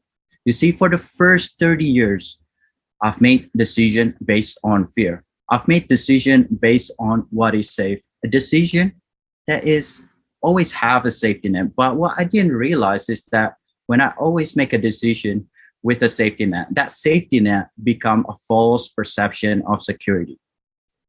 In April 2018, I finally had the courage to leave my comfort zone, to leave my promising career as a mechanical engineer, and to stop living life based on fear. Instead, to live a life based on passion and love, based on what I wanted to do instead of the things that could have gone wrong. And for that reason, I have felt more alive in these past 2 years compared to the first 30 years of my life, when I thought I was doing what I meant to be doing. From this life lesson, I want to encourage you to pursue your passion, your dream in life, to always think about ways to pursue that thing that you always wanted to do, whatever it may be. It doesn't mean you have to quit your job. It doesn't mean you have to travel around the world. But I know deep inside, you have that 1, 2, 5, 10 things that you have in your bucket list that you always wanted to do in your life, but never had the time for it. Life is short. I lost a dear friend last year on a mountaineering accident. He was young. He was full of life. He was in his mid-20s, and life took him away from this world in a heartbeat. Start today. Start taking that next step to do what you always wanted to do, to live a life that you always dream of, but never had the courage to pursue, whether you want to do it as a hobby, side hustle, or to pursue it full time. It doesn't really matter. What's important is to take life for granted and stuck in the routine. We only have one life. Once it's gone forever. So stop living someone else's life. Take a small step every single day to get out of your comfort zone and pursue your dreams that you always wanted to do, but never had the time for it. Live the life you always dream of. Thank you. Wow, Stanley, that was impressive. I so connect with your message. Thank you guys for being supportive of Stanley. I took your advice and I'm living the life that I finally wanted to live. And so I completely get your message. And tomorrow in a training that I give, I will quote you and say, stop living someone else's life. Stanley Arjanto. I promise you I will do that. So thank you for adding that to my training. I love it. Yep, and you're coming along with me on my trips. I'm sticking to that one. And Linda, I don't know where we're going to tattoo all these things. Keep note, because I'm the moderator and I can't write. We'll have a date later and share these notes. All right, let's move on. I'm eager to introduce to you now Roberto Fuerte. He is also from Mexico like me. Bienvenido. Buenas noches. I am glad to have you here tonight, Roberto. And I loved your title, Remember What's Important in Life. He has been a business, educational consultant, and entrepreneur for more than 30 years. He wants to fostering solid moral values and correct attitudes in our now future leaders, kids, teens, and young adults. We now welcome to the stage Roberto Fuerte.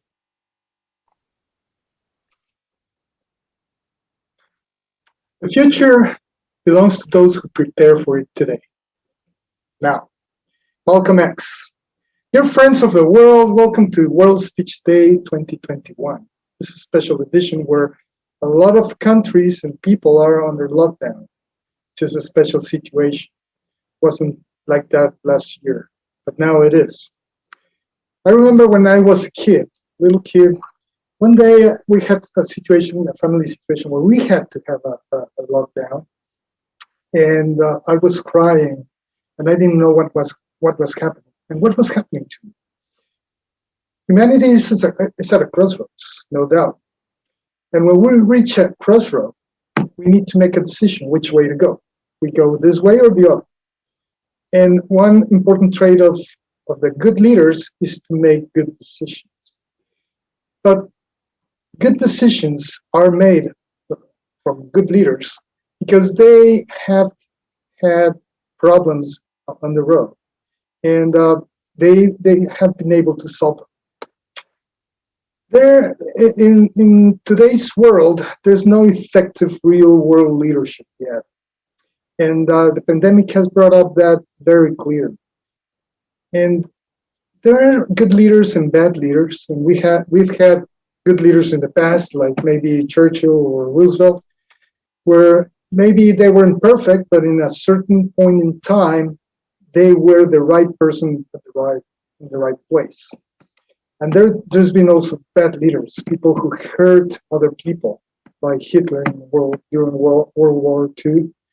And those leaders, we need to think about leadership in terms of how to be and how to create new leaders, good leaders. So where does leadership start? Well, leadership, one starting point is children. We start with the kids.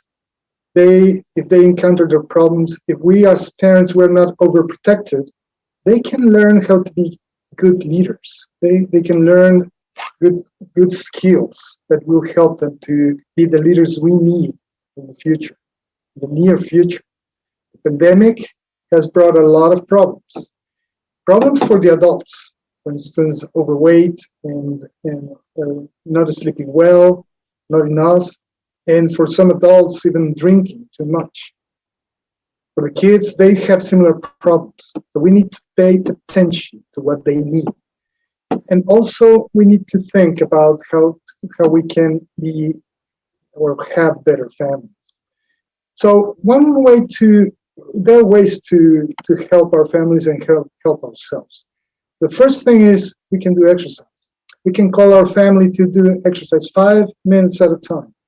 Maybe 2 minutes, 3 minutes, it doesn't matter. Just do it one day at a time, day after day, and suddenly you will be starting climbing up from 2, 3, 4, 5, 10, 15 minutes, and it will be a good thing to do. Eat well and balanced. It's very important not to be vegetarian necessarily, but not overeat. Then go out and play in nature. If you see a tree, a plant, a little animal, your kids will really enjoy it, and they will be able to have better skills in life. That's for sure, because it was some years ago I read an article saying that kids could play forever with the mud. And then I took out my kids to play with the mud, and they were able to play without technology for hours. That was amazing. Then have a good sleep. There's a time for everything, and then you can set rules and limits for sleeping at the same time every single day. That would help everyone, and that would be very helpful. Keep an eye on the young. If you see that they have some problem, you have to take action and try to help them. And always be positive. Being positive is the key to have a better life. So let's be positive, and as some of my peers have said, well, meditation, mindfulness, those things help as well. So we want a better world. We need to create good leaders with the skills and moral values we need for our own future. We can start with our children, because our future starts now. Our future starts today. Powerful words. Thank you, Roberto. Please let's give some excitement and gratitude to Roberto. I truly believe I also work with families. I know the importance of working with children, doing things with our families. That was such a powerful, powerful message, taking care of ourselves. That simple as that, we forget about it. We are in the routine every day, and you have just brought us back to what is important to focus on. So thank you, Roberto. It's a pleasure to be in this time and place with you. So now I call upon the stage Takeru Hayashi from Brazil. If you can please come on the screen. I will introduce him with a powerful, powerful topic, debating different ideas. How can we learn from opposing perspectives? Takaro is a member of a competitive debate association in his university in Sao Paulo. He believes that practicing an honest and healthy debate is a road to grow tolerance and empathy. We now welcome to the stage Takaro Hayashi. Oh, thank you. Can everyone hear me? Yes. Yes. So thank you. So I would like to start my speech. So nowadays the world seems to be more and more divided. In a rolling crossroads with political polarization, with people having difficulty to communicate effectively, dialogue and empathy are skills of utmost importance. So my name is Takero Hayashi Sato. I'm a member of the USP Debate, the Competitive Debating Association from the University of São Paulo. And I would also like to thank Arieh Shafir Goldstein, my friend from the debating club, as he greatly contributed to write this speech. So humanity is being disrupted. Many technologies like social media platforms were designed with the ideal to improve the lives of all, connecting humans from all around the globe. But ironically, they formed bubbles and echo chambers. It's really hard to say whether they really connected and impacted humanity in a truly positive way. So in this world where people have difficulty establishing meaningful dialogues, words like dispute and debate start to sound terrifying.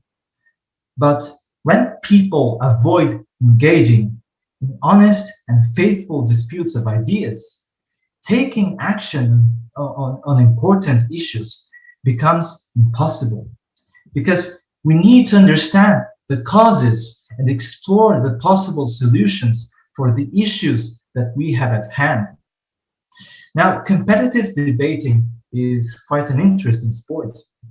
Often you see yourself defending positions and ideas that you don't necessarily agree with, and eventually some that you absolutely disagree with. But even in those cases, in the spirit of sportsmanship, you defend them and win that round. Moreover, those ideas aren't pure fiction or utterances from a villain, but they are philosophical and political propositions that we encounter on a daily basis. So through this practice, I learned to put myself into the position of others and try to understand what makes them tick. What's their worldview and why do they support these ideas that I disagree? So the insight that I would like to offer you today is that the reason people have different opinions is because they see the world differently. And surely everyone does that, but the further you are from someone, be it politically, socially, or geographically, the harder it becomes to understand. While these different views give different roads for humanity and there isn't an universal truth, the reality of living as a global species and the challenges it presents us demands for a mutual understanding and put those conflicting worldviews in the debating arena. So the truth is that people take different positions because they have different metrics. Basically, metrics are the measure of what people consider as priority in their worldview. So it's what they consider as important when taking decisions and actions, what they consider as necessary to live their lives. And to understand that, we need to hear the other person. We need to put ourselves into their position. And then we start to understand why that person has that particular vision. We suddenly understand, like, oh, so this person has different values from me. They have different aspirations, backgrounds, culture. We suddenly understand that it's unnecessary to have an immediate negative reaction and shut ourselves down to other people just because we have confronting perspectives. So to achieve a kinder, more compassionate world, we must use these insights and techniques to be active listeners, generous interpreters of different realities in order to find common ground to stand on and strive towards a better future. So, I'm privileged to speak to you today, and I invite you all to join your local debating team. So thank you all, and good night, good morning, and good evening, wherever you are in the world.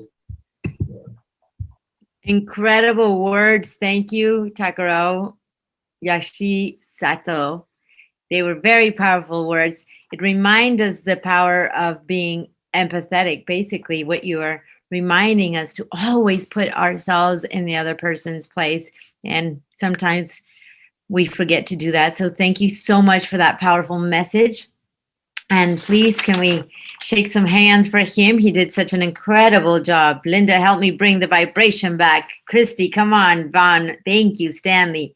All right, we are going to continue our program. We have back visiting us, Chris Hunt. At this time, I call upon you to come on stage.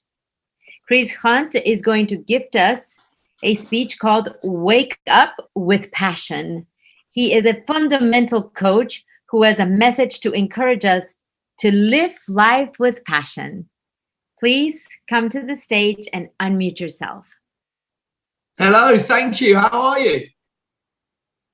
Great, thank you for being here. We appreciate you being here with us. Excellent, excellent. Well, in the UK, I am videoing from the UK today, and it is 2:48 in the morning.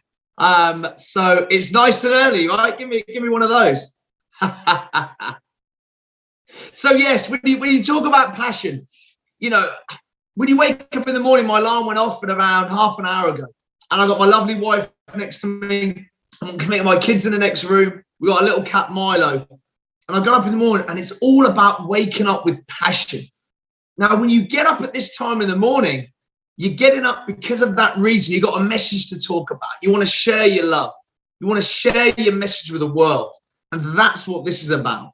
All right. So I believe in a model called the mastery model. When you apply these things as early in the day as you can, you live a day of passion. You, for example, get up at 2:15 in the morning to talk to all you amazing people and all you amazing people around the world, because you have a message to say. Because when you wake up with passion, you have that energy. You don't have to find the energy. When you wake up with passion, you feel that buzz because you know you want to share the message with everyone. So I suppose you're thinking, Chris, what are you on about? How can I do that? Well, for me, it starts with your why. I'm sure you've heard it before. When you wake up in the morning and you want to be the best version of yourself, and you want to, you know, have that contagious energy, as soon as possible when you wake up, you got to highlight the reason you are getting up. So I know when I wake up, I have an alarm that goes off. It's one of my favorite songs. I have a powerful message that comes across my phone. And when I look over to turn the alarm off, I see a picture of my family, my whys, my unit, my things I've achieved, the things I want to achieve. Why? Because it's the first three things that my senses take in are: one, a powerful piece of music; two, some powerful words; and three, something graphical that you can just say, wow, okay, now I'm ready for the day. And I believe in a certain set key things. If you do them early, you'll wake up with passion. That may be using the mastery model, where the M is managing your morning routines. You get up, and when you get up, you wake up. And when you wake up, you get up. You acknowledge straight away that nutrition is important. You acknowledge the fact that you've got to get up and you've got to get some high quality food in you to sustain this passion. The S is just state of mind. You know, this is the most important thing you'll have. So you've got to do something early on in the day, such as this morning. speaking with you fantastic people that sets you up, that lights that fire. T is training. Get your body moving, everyone. That's what it's about. As early as you can. Ignite, yeah, I can see you dancing there, Val. It's what it's about. You've got to get your body moving. Get the energy going. E, your environment. You've got to do something in your environment to get you moving that way. Because when you have that natural flow, the momentum takes you through. Rest and recovery, some meditation, some breathing. But I'm coming to the final element, the why. And the why is you. That's how you have passion. What do you want? Why do you want it? How are you then going to go and get it? And I believe if everyone starts doing these things as early as they can in the day, within the first 5 minutes, like the talks from today, you do live with purpose. You do live with passion. You do live with zest. And that energy is just contagious. And I think we all understand when you put out that vibration or you put out that vibe then comes back to you. Then because it's come back to you, you put out even more. And then because you get even more back, you put even more out. And it all starts with a choice. And that choice is what vibe you're going to put out this morning when you wake up, what vibe you're going to put out tomorrow. And you do have complete control over that. So I suppose in closing, it's just nice to say, what are you passionate about? Why are you passionate about it? And if you're struggling right now to think about that, just get up, move, have some water, think about the reasons you are here, and the answers will find you. Have a fantastic day. Thank you very much for joining me. Amazing speech. Now you have that energy at 2-something a.m. You are part of my team and Linda's team. And some of us at Christy up there has his pom-pom. Is insane, the energy here, even at 2 a.m. for you. Thank you for being here. We're going to move along in our program as we have to keep on schedule. So please, let's stick to 3 to 5 minute speeches. Thank you. It's a pleasure to have you, Chris. And now I call up on the stage Elisa Samayoa from Guatemala. It is my pleasure to welcome you with an incredible topic, the other reality of digital transformation. She is an 18-year-old engineering student, writer, and poet, passionate about life, knowledge, and wisdom, willing to use her voice for silent people, hoping that someday we can live in equality, inclusion, and love. Equality, inclusion, and love. Powerful message already, Elisa. Please take it over. Thank you so much. Hi, everyone. I hope you're having an amazing time.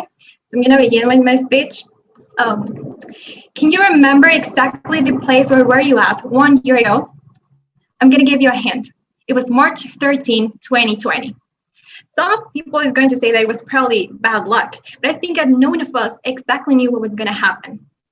For some people, it was the last opportunity of saying goodbye to their friends at school.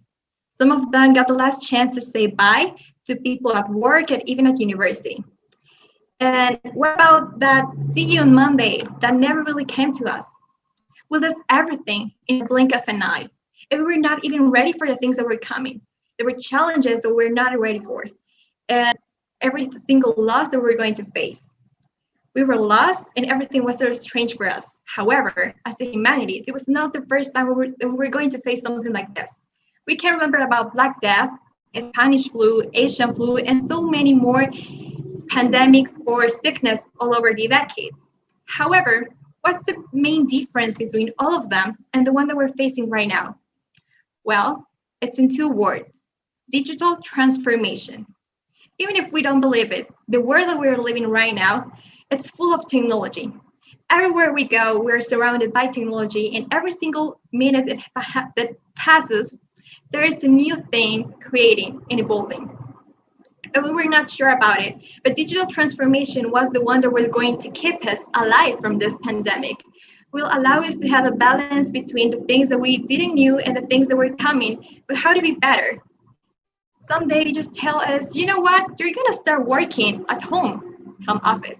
You're gonna start having classes online and you're gonna continue shopping online. And in that perfect scenario, we can see that things were very kind of adapt to the new reality.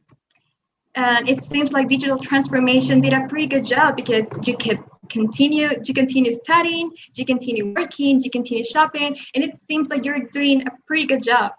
But you're forgetting something. I'm from Guatemala, and the reality is that we live in a country where more than 60% of the people live in poverty. That just last year, more than 1 million people lost their job. And how is supposed that they're going to have digital transformation if they can even pay for phone or even for internet? And let's not even talk about the people who actually didn't have enough resources for being part of this new reality. What about the children who weren't able to continue their studies because they couldn't adapt to the new modalities at Zoom, for example? And what about the people who just didn't want to understand that there was something better for us? The other reality of digital transformation is that in a country where we don't have enough resources and where our development is very low, we're not ready for having digital transformation. We have not enough resources, economical resources, we have lack of opportunities, and sometimes companies and institutions, the only thing that they do is to increase this digital divide that exists in our country. So how is it supposed that we're going to belong to this digital transformation when in our country we don't have enough resources for being able to overcome these things? How are we going to make people understand the importance of digital transformation if even as Guatemalans, we cannot really understand the importance of it? The other reality of digital transformation, it is that it is bigger than what we think. It is stronger and it has so many important things for us, but we're not ready for it yet. I think that from 1 year ago, from today, we're very different. Not only the challenges we have faced, but the things we have learned. And I think that one of the most important things by now is to take an advantage and understand that we are lucky enough for having enough resources for being part of this digital transformation. But if we have the opportunity, why don't we help others who don't? Probably looking for projects, not only as individuals, but also as collectives. So we can avoid having this digital divide and to make digital transformation to come to other people so that the other reality of digital transformation doesn't exist anymore. Thank you. Wow, please a round of applause. Now this is Alyssa at 18, guys. I think your future is like just starting. We are honored and inspired with so much wisdom at your age. You are wise beyond your years. Thank you for being here with us tonight. We are grateful to have you. Our next speaker, a great friend of mine as well from UK, Kaya Andunye. And he is visiting us from the UK with a very powerful message tonight, the power of imagination. Kaya is a communications coach who encourages men and women to cultivate honest and open interactions for better understanding. Without further ado, let's have a very powerful and energetic man on stage now. Hi, Val. Thank you for that. Hi, everyone, and good morning to all of you. Chris, I'm still very jealous of you because I need to go back to bed because it's 3 a.m. here in the UK. Hi, everyone. My name is Kaya Danayam, and my message today is about the power of imagination. Now, we've all come to a very important crossroad, which is a year ago for a lot of us. We had the perfect plans in mind, the perfect scripture, the perfect mood board, the perfect idea of what our tomorrow should look like. And then, hey, our reality changed in the blink of an eye. Our reality went from having everything in the grip of our hands to being controlled by what someone else wants it to be. And then one thing we all took for granted, which I'm very sure we've all learned now, is that tomorrow has never been promised. And during this lockdown, like myself, and I'm very sure like a lot of other people out there, we started to come to terms with what reality really is, which is reality starts from here. It then connects with here, and then everything else takes its own structure. I once heard this quote when I was a bit younger, when they said, "No man is an island." And as I grew older, I found a different interpretation of it, which is every man and woman is a unique island of ideas, creativity, passion, a unique reality. But what our jobs in life is to find bridges to connect our islands to. What am I saying? What I'm saying is we've all gone through an era in honest reality where our perfect scripts might not work. We've gone through a period where our perfect plans somehow just don't fit the mold. And what I've now noticed through this all is the strength to go on, the strength to believe has to first start from here. We need to go back to the beautiful days where we had it as kids, where we could dream, fantasize, see a tomorrow, which a lot of people call faith, and start to be it. It's not just about sounding motivational and putting the message out there, but it's about feeding it. Knowing that with every chance we get to make a choice or a decision, it starts for our emotions. Of course, the new norm, emotional intelligence. But the reality of things and the reality to everyone out there is our dreams and our grip is not what success really is. Success is knowing that you can get up in the morning and call the shots for what your tomorrow should be.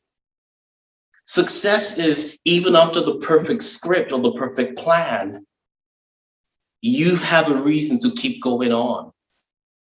I remember when I started this whole, when I practiced this, I started with a sense of what would you give people to take away with them? And then the story of a boy in the Bible called Joseph came to mind. And Joseph had a perfect dream. And what the dream was based on was that before him, his mother and father bowed before him. And that was his perfect dream. And to a lot of us, that is our perfect dream. But along the way, he went from prison to palace. He went from poverty to nothing to having everything.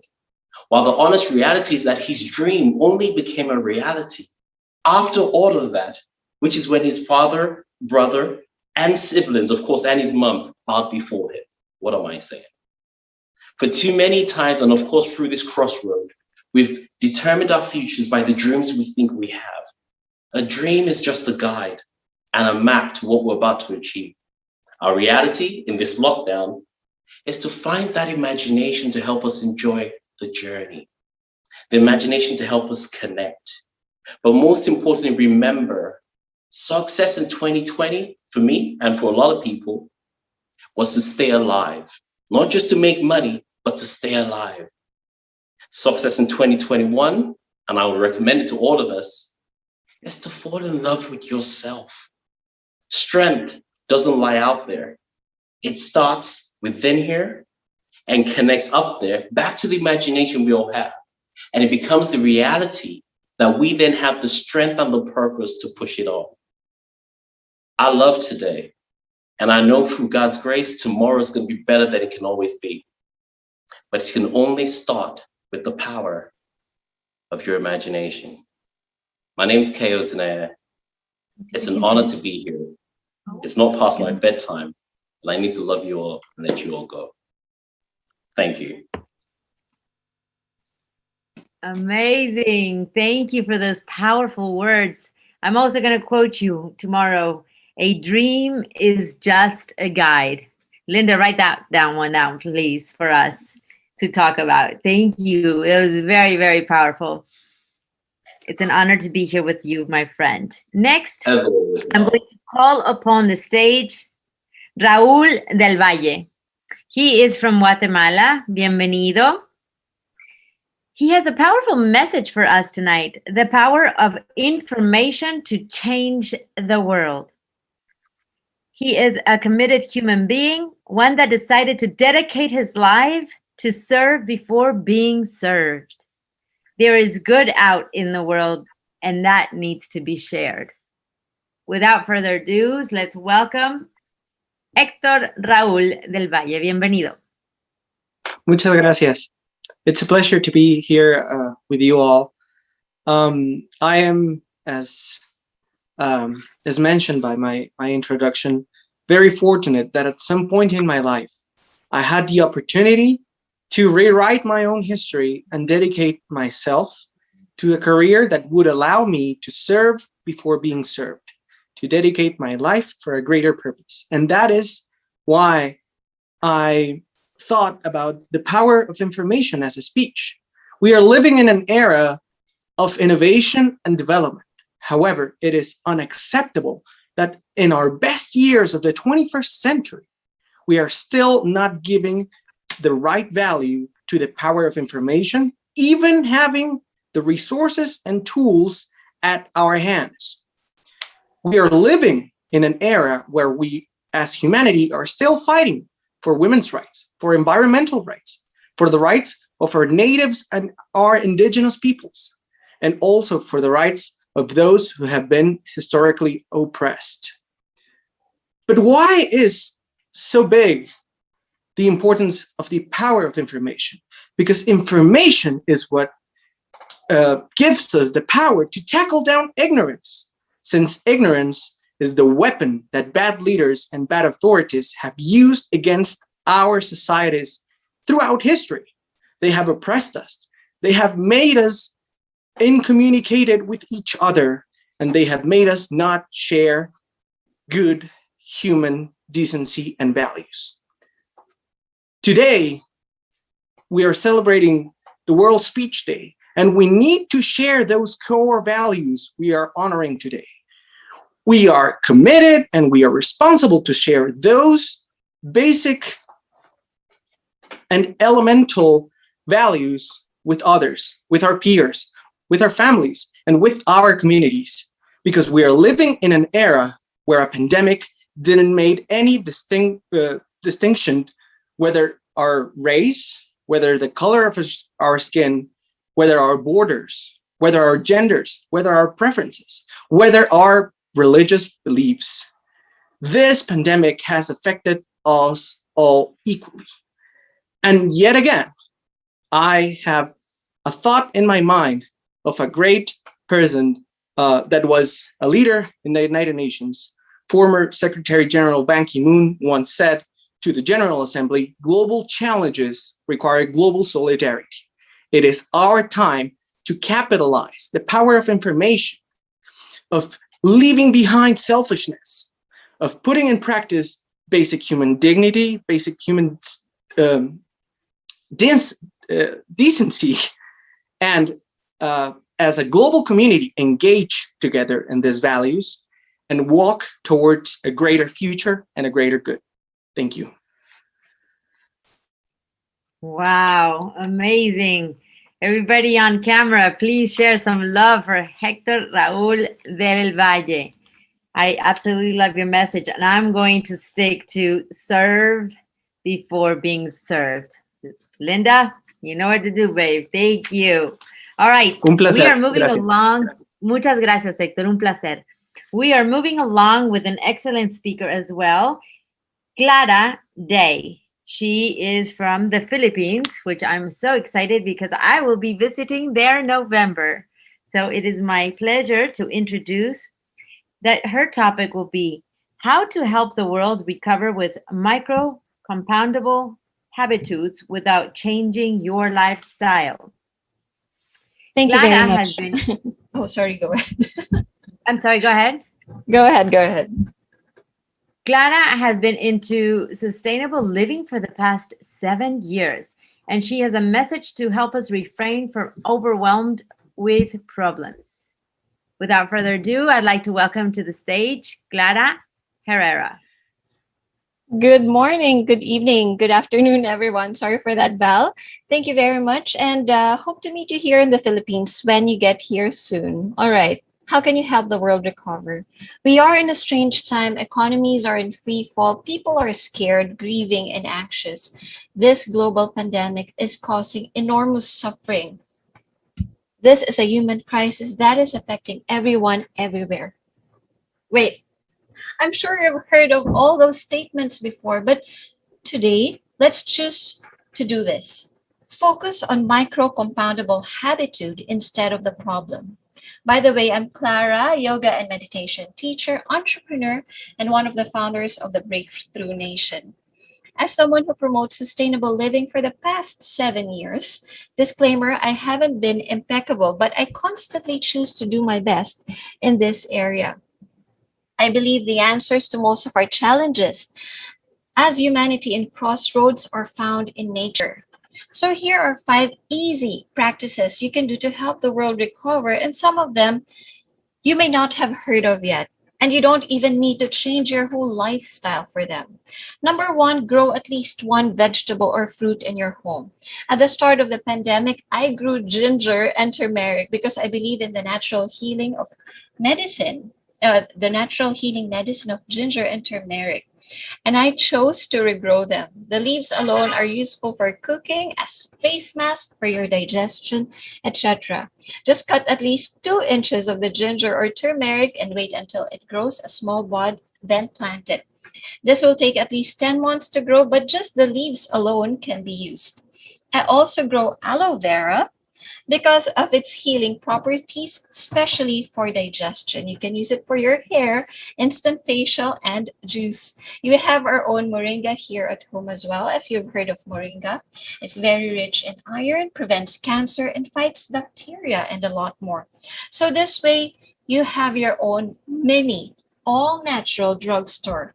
Less hospitalization costs, less demand for lab-created medicine, less demand for chemicals. If you want to go all out and make money, sell healthy juices made from your plants, even in your neighborhood first. Who knows where that simple entrepreneurial step can take you. And remember, growing your own food is like growing your own money. Number two, less meat consumption. Wait, I'm not asking you to go vegan, to go vegetarian, or to go plant-based. But if you will choose to, thank you. Consuming less meat can let your digestive system rest, which is beneficial for your entire body. Less meat consumption means less pollution as well, since animal farming is linked to at least 60% of the global nitrogen pollution. During a crisis, it is recommended that we opt for cheaper, healthier, and easily sourced food, which is fruits and vegetables, basically plant-based. It's good for you in terms of your health, your budget, and it's a significant help for the economy too, because you will be able to support a lot of farmers. Number three, support local businesses. If you have friends who are posting food that they sell online, buy even one order, then post about it so more people will know about their business. A lot of people do not have sustainable income nowadays. Do you agree? Be someone's hero today. Remember, what you put out will always come back to you, good or bad. Karma never sleeps, guys. Number four, you want to make money and you want to help the world. Choose a problem and find a way to solve it. Find a way to monetize it. There's an avalanche of challenges now. Just choose one problem. Focus on how you can bring a solution. Sell it. Make sure to market it online. Use Facebook ads, click funnels. If you're not techie, YouTube is there for tips. And for example, at the beginning of the pandemic, there was a demand for more masks. Here in the Philippines, what did the local designers and seamstresses do? They made more masks from native materials here in the Philippines. Again, bring value to people by solving a problem. Don't be shy to make money out of it. When you have money coming in, it will be much easier to help more people who are in need. What's important is that you focus on your solution working out rather than worrying that it will fail.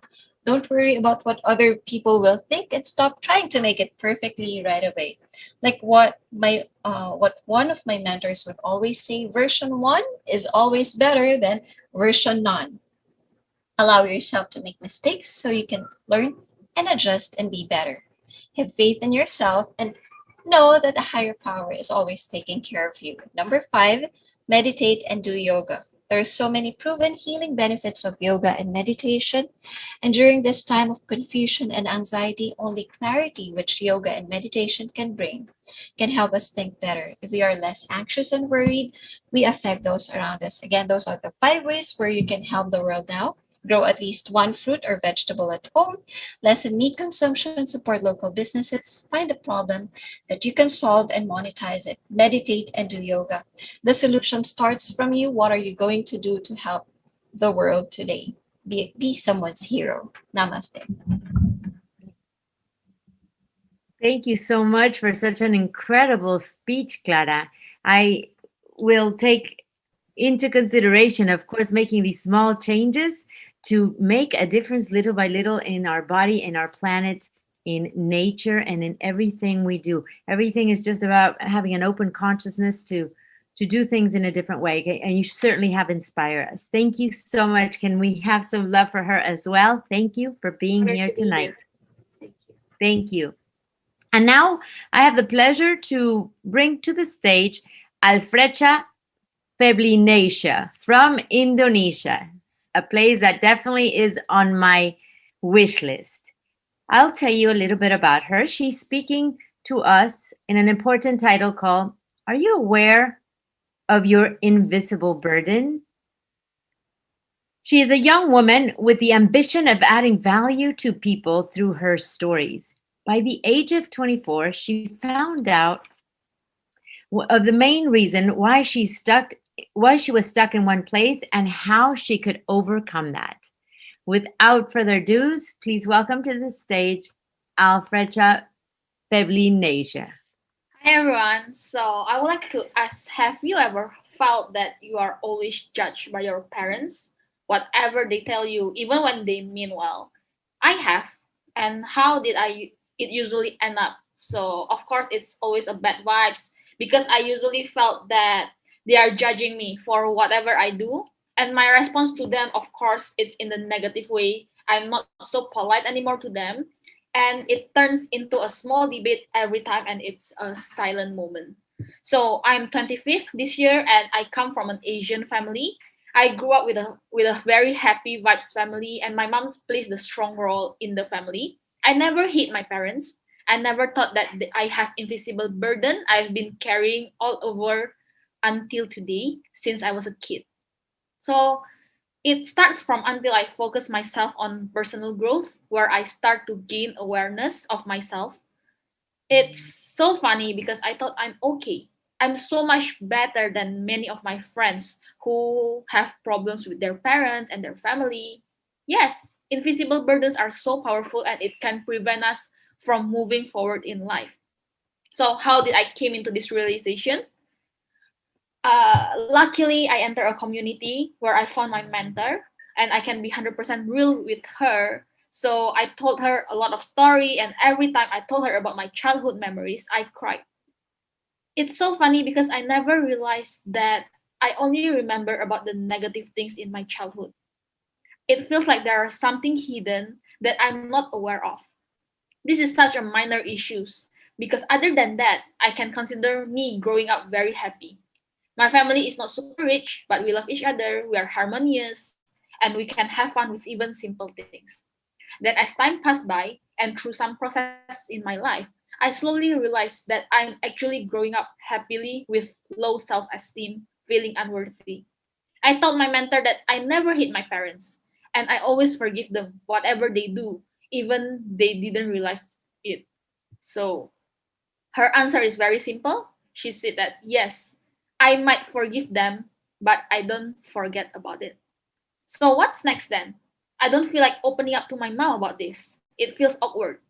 But universe are so amazing. Just 2 months ago, there are an incident where I need to open up with my mom. We have a small argument, and it turns out that I told her again that you are judging me, mom. And then I know I hurt her as well until she told me that what she did wrong to me until I can be so heartless to her. I told her everything. I feel so overwhelmed and sad and disappointed. So I told her a few incidents in my childhood, and I remember everything went silent after that. So I don't feel guilty at all, even when I hurt her. I know this might seem very heartless, but I feel very relieved. Everything really happened for a good reason. That incident made me realize, made me speak up what I've been hiding myself. My mom said sorry to me, I said sorry to her, we explained each other and how it she never realized that this affect her so much and affect me so much. Me either, mom. I never expect it. So I don't understand whatever she told me mean well to me. But maybe it's the way that she told me, the intonation and everything that matters. Thankfully, since that day, our relationship become better. So for myself, I think humanity come from myself. We need to focus on myself. I need to focus on myself. I need to fix myself, be aware of myself, so that the better humanity will be created. Thank you. Thank you so much for such a powerful message, Alferja. And to do this inner work of healing with all the patterns that have been gifted to you, it's very impressive. Thank you for reminding us of the importance to do this inner work. Can I please have some love for her as well, as we are hitting the last couple of let's see, a couple minutes, maybe 10, 15, 20 minutes. I lost track of time with all this excitement. So we still have to keep the spirit up as we are wrapping up this end of a world tour around the world, speaking from our hearts through World Speech Day Live. And now I would like to bring to the stage my dear friend, Tilly Fine from the United States. I am so honored to bring her on stage. We have a lot of things in common and passion, children, families. We studied together, conscious parenting coaching. And without further ado, she's speaking about true happiness that comes from within. In her message, Tilly will help us to rediscover our birthright to be happy in time when Western culture defines happiness by material possessions and status. Welcome, Tilly. Thank you, Val. Grateful to be here with your energy. Thank you so much. Where I grew up in the Western culture, they defined success and happiness was defined by material possessions and status, what we have achieved on the outside. We judge success based on how much money we make, the job and title that we have, the size of the house and the neighborhood that we live in, the type of car that we drive, and being married with children. We are taught that once you reach these milestones, you will achieve success and happiness. We are raised as children to believe in cultural conditions that we are our gender, religion, race, family traditions, and expectations, and social status. Culture teaches us that who we are is defined by all things on the outside. So what happens when some of these expectations don't come true? We see ourselves as failures. If we don't get good grades, we don't look like models and we see in the magazines, we don't go to college, we don't get married, then we suffer. This lifestyle defined by culture doesn't allow a person to be their authentic self. I personally tried very hard to follow the cultural guidelines. I got a good job in the corporate world in the music industry. I moved up within the company and eventually achieved a great title and position. I enjoyed my corporate job. It was secure and it paid well. I got to see all the artists performing and I traveled across the United States. It was a lot of fun. I got married, we bought a house, and I had a baby girl. I was living the life that I had been brought up to believe that I was meant to live. I felt happy at times, but life was a struggle. I have my daughter to thank for changing my life. She resisted my efforts to control her and pushed me to look within. I started to search for what really made me happy and to discover who I really was as a person outside of cultural confinements. After a long journey of self-growth that's still going on, I realized that I was not living my authentic self. I was focused on status and material possessions on the outside. I awakened to see that I'm not my achievements, my grades, my education, my career. I am not ever anything that can be defined or labeled in the outside world. So after 16 years, I walked away from my corporate job in the music industry to become a conscious coach, guiding parents, leaders, and employees to find their full potential and live the life that they are meant to live. So what culture teaches us is actually the opposite. True happiness is not obtained by status and material objects. These only give us temporary happiness. True happiness and success comes from within. Once you allow yourself to be the authentic version that you were born to be, and you accept yourself for who you truly are, then material possessions and status on the outside are attracted to you in abundance. Happiness and success comes from the inside out and not the other way around. Thank you, and back to you, Val. Thank you, Tilly, for such a powerful message. I can see that you're empowered to share the message with your brilliance, your knowledge, your wisdom, and your kind heart. Thank you for being here with us tonight. We still have everybody in the group. Vaughn, how's the spirit over there? Yes? All good? Amazing. And now, thank you, Tilly. It is also my pleasure to bring another person that I absolutely love up on stage. She is also a dear friend of mine. She's visiting us from Canada, Andrea Markusic.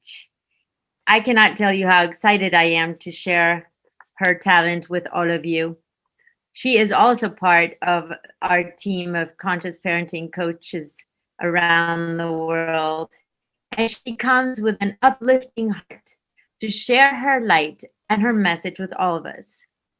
She speaks about remembering what's important in your life. Andrea's vision for the world is to love ourselves unconditionally, and is doing so, our children learn to love themselves unconditionally also. Welcome to the stage, Andrea. Thank you, Val. And Tilly, amazing. I loved your speech, and I'm going to follow that and reinforce what you said. And thank you to Peter and Suzanne for creating this whole organization. It's been an amazing experience. So I just would like to start with a story.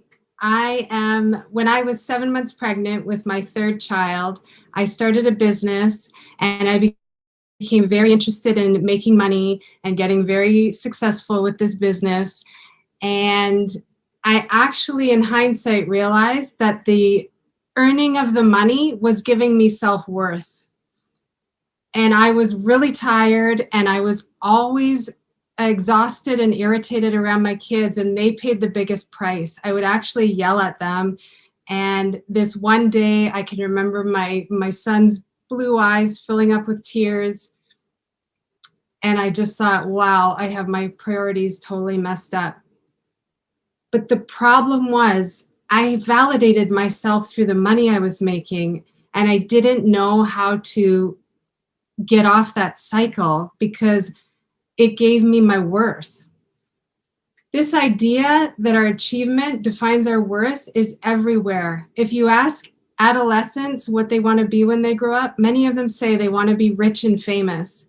And Jim Carrey has this famous speech where he says he wishes everyone could just get rich and famous right away so that they could realize that that's not what life is about.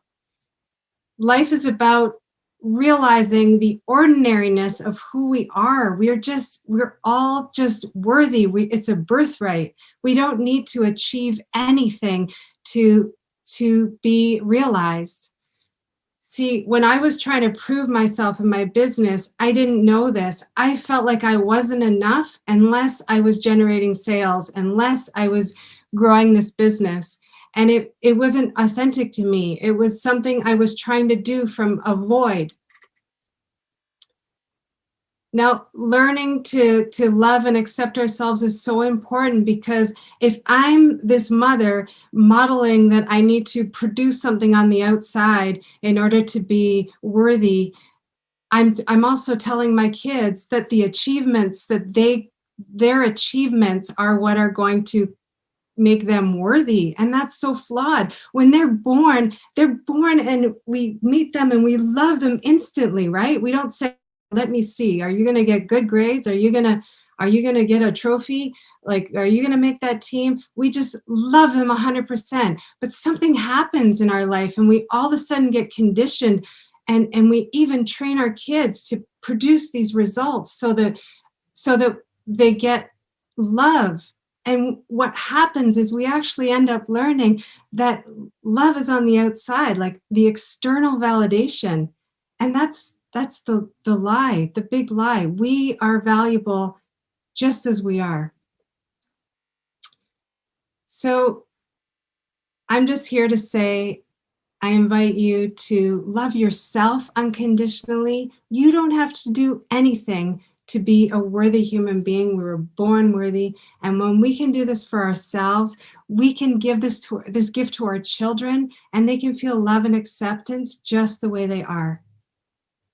Thank you for listening, and thank you for having me on tonight. Thanks, Val.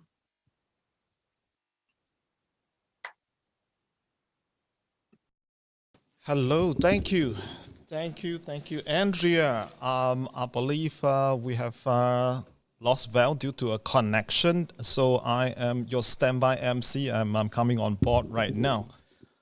Okay, Val, if you are back in the room, we will spotlight you. If not, then thank you very much for your message. I'm sure it inspires all the mothers who are listening right now, Andrea. Thank you. Thank you. The next speaker, which we promised her a 9:40 slot, and then we moved it to a 32 slot. And this lady is just like me. She comes from an island country called Barbados, right? And let us welcome Celia Collimore. Celia, where are you? Hi. Celia, as I'm the standby MC, I did not have your speech title with me. Would you care to share? Sure. Hi, everyone. I'm Celia Collimore. I am the founder of Beige Infusion, which is a fitness lifestyle service here in Barbados. We package experiences around the island for locals and visitors alike. So on any given month, you can experience mountain biking, hiking, caving, paintball, paddleboard, horseback riding, you name it. It's all about trying something new and doing something different on the island. My biggest passion, though, is really to help people adopt a fit mindset, harmonize their entire life, and be able to go from strength to strength as they discover who they are and what they want to be.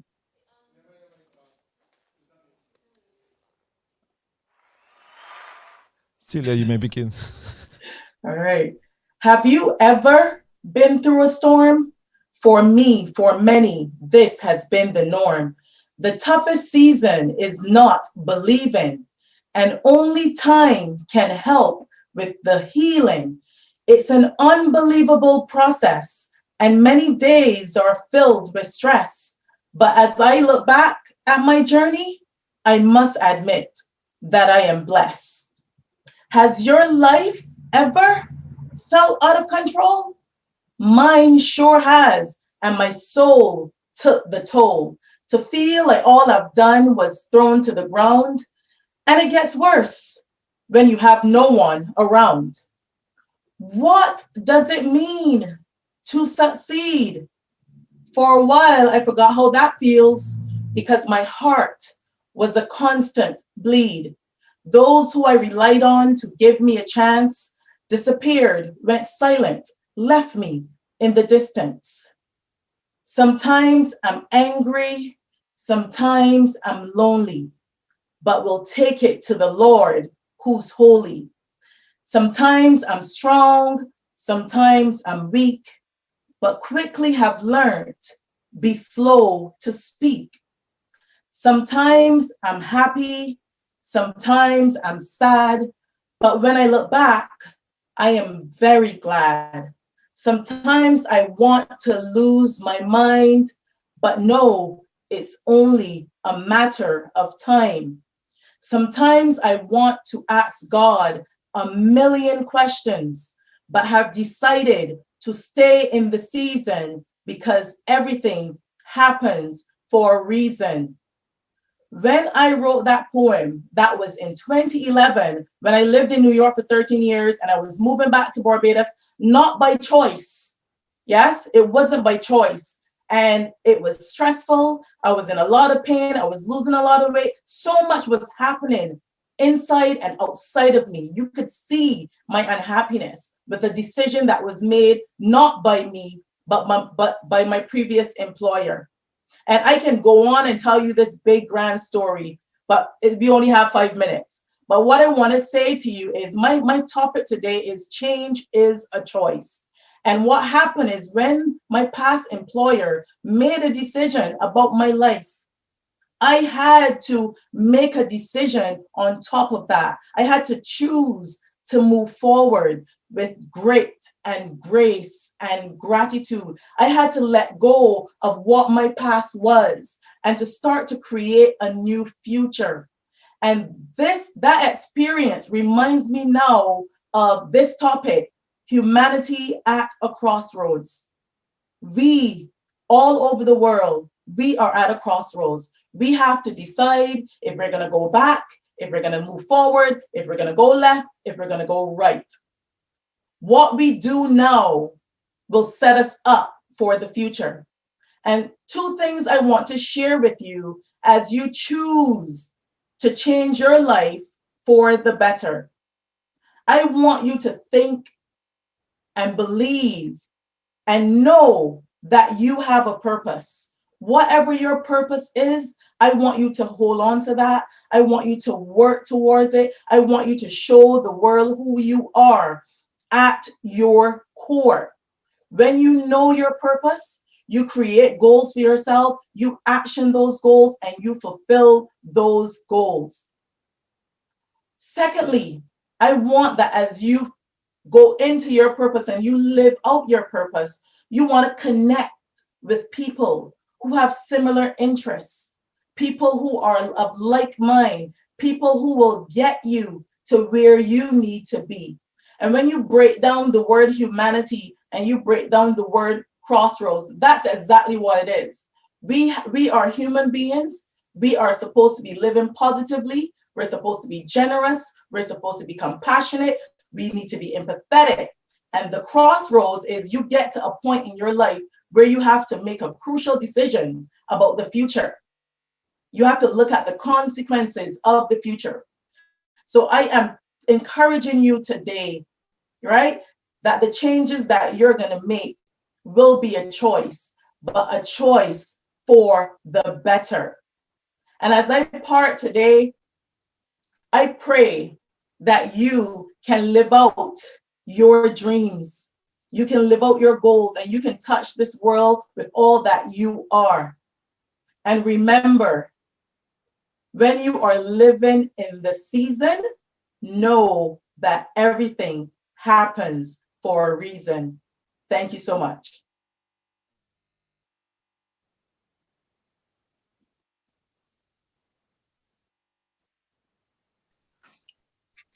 Thank you, Celia. I hope that you guys can hear me now. Can you hear me okay? I apologize. I lost internet connection, so I lost some of that speech, but thank you so much for showing up tonight to help us close with a golden lock, this incredible journey around the world. If I am right, Peter can correct me. I believe you are our last speaker. Yes, Peter? Yes, that's right. And she ended with everything happens for a reason. Yeah. So you got back your connection for a reason.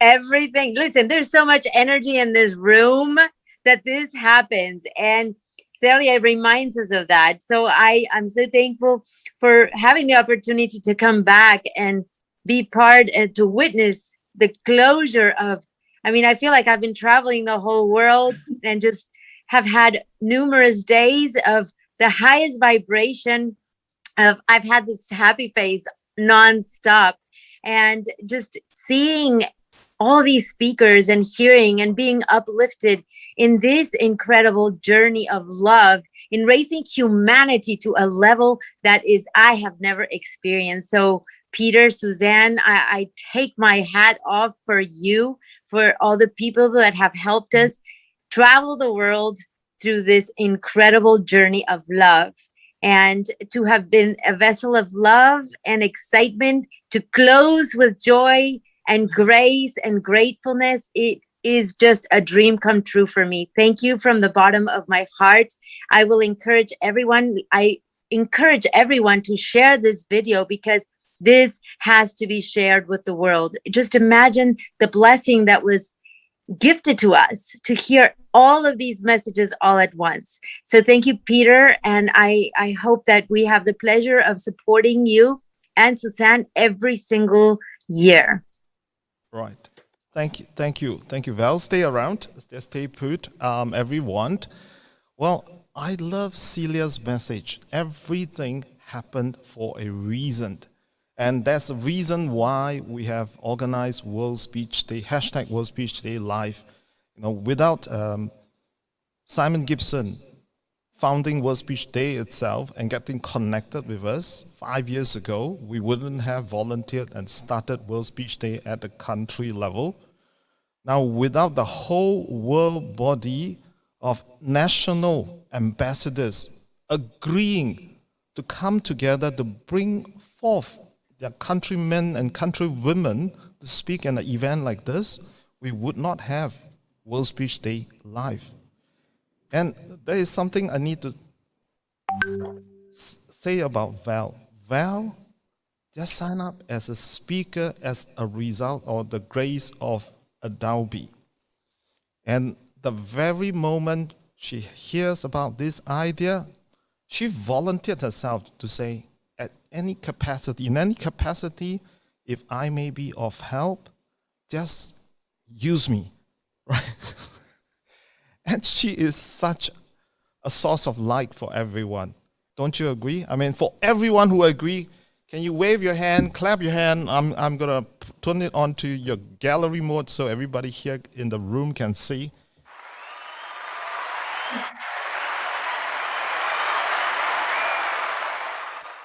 Now that was for Val. The next one, of course, are for all of you speakers.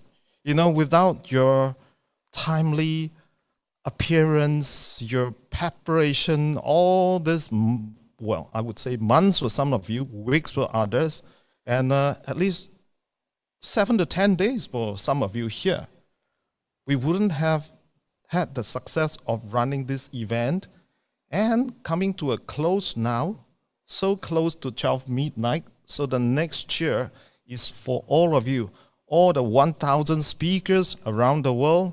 Here's your applause.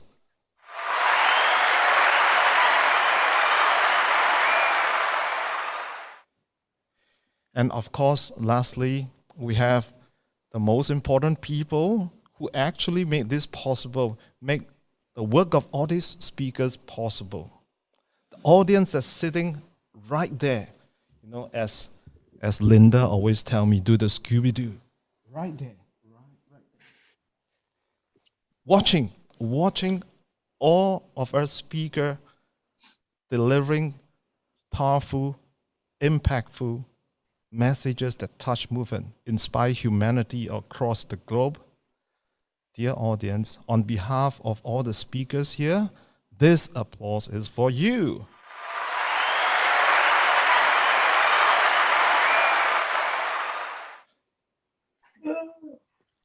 So, Val, we still have 15 minutes.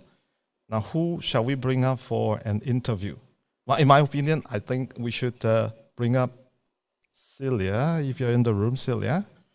Because Celia, we shifted a number of your speaking slot along the way. And you're always so accommodative and agreeable to all the change of timing. And I understand it's really, really late there in Barbados. Yes. What time is it in Barbados? It's minutes to 12, midnight. Oh, wonderful, wonderful. So is there any question for Celia?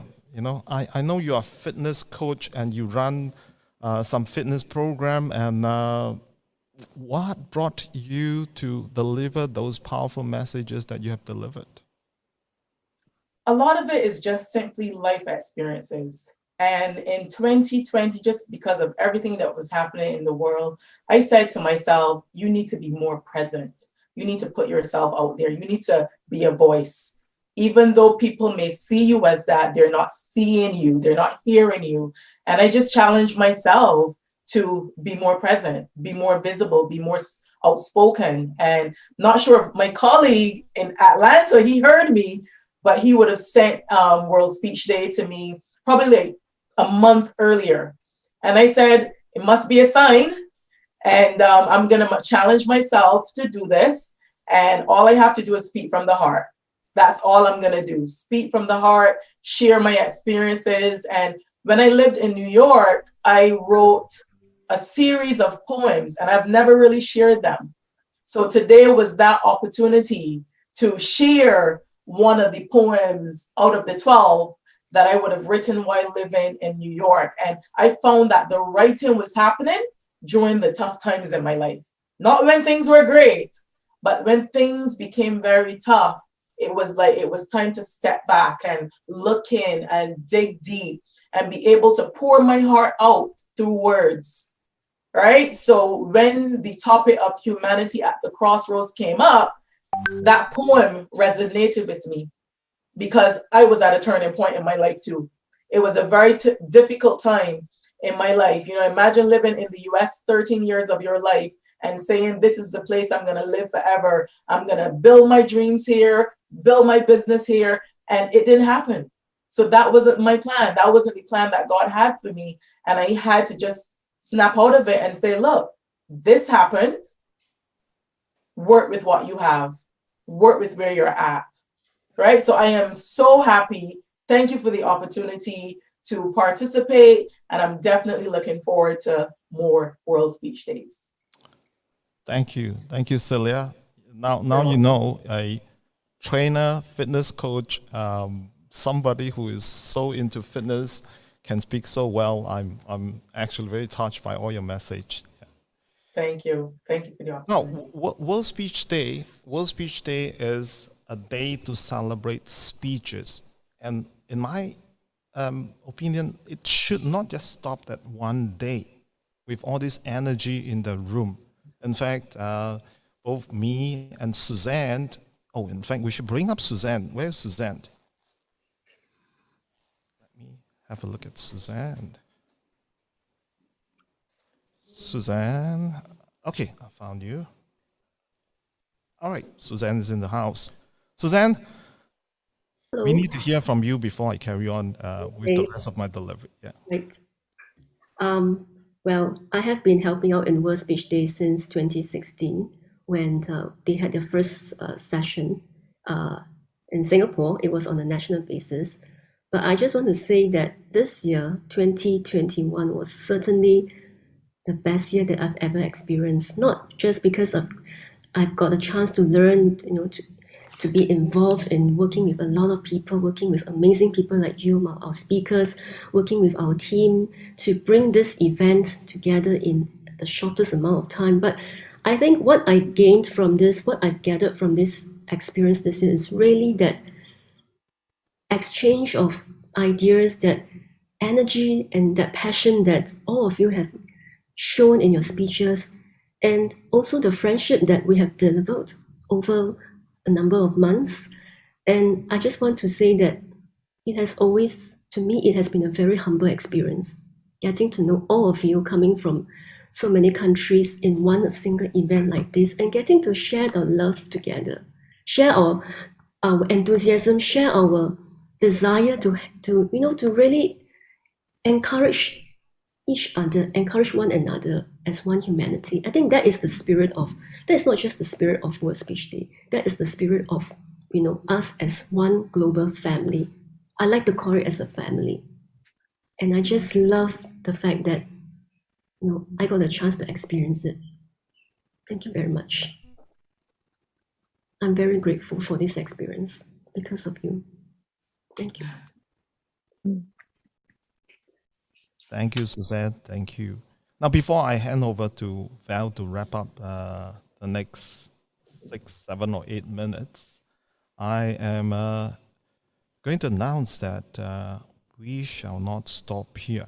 In fact, at the back of our mind, between me and Suzanne, we have planned a series of events for the whole of 2021. Because of your great energy and the number of people you have touched, the lives that you have touched along the way, I think your voice should not stop here at World Speech Day Live. So we have created more events, and we'll bring your voices to more of far corners around the world, to all the people that really need to listen to your messages. Shall we start with Mother's Day on the 9th of May, which is about less than 2 months away? And who is in agreement? Give me a thumbs up, a virtual thumbs up, wave your hand, go crazy, yeah.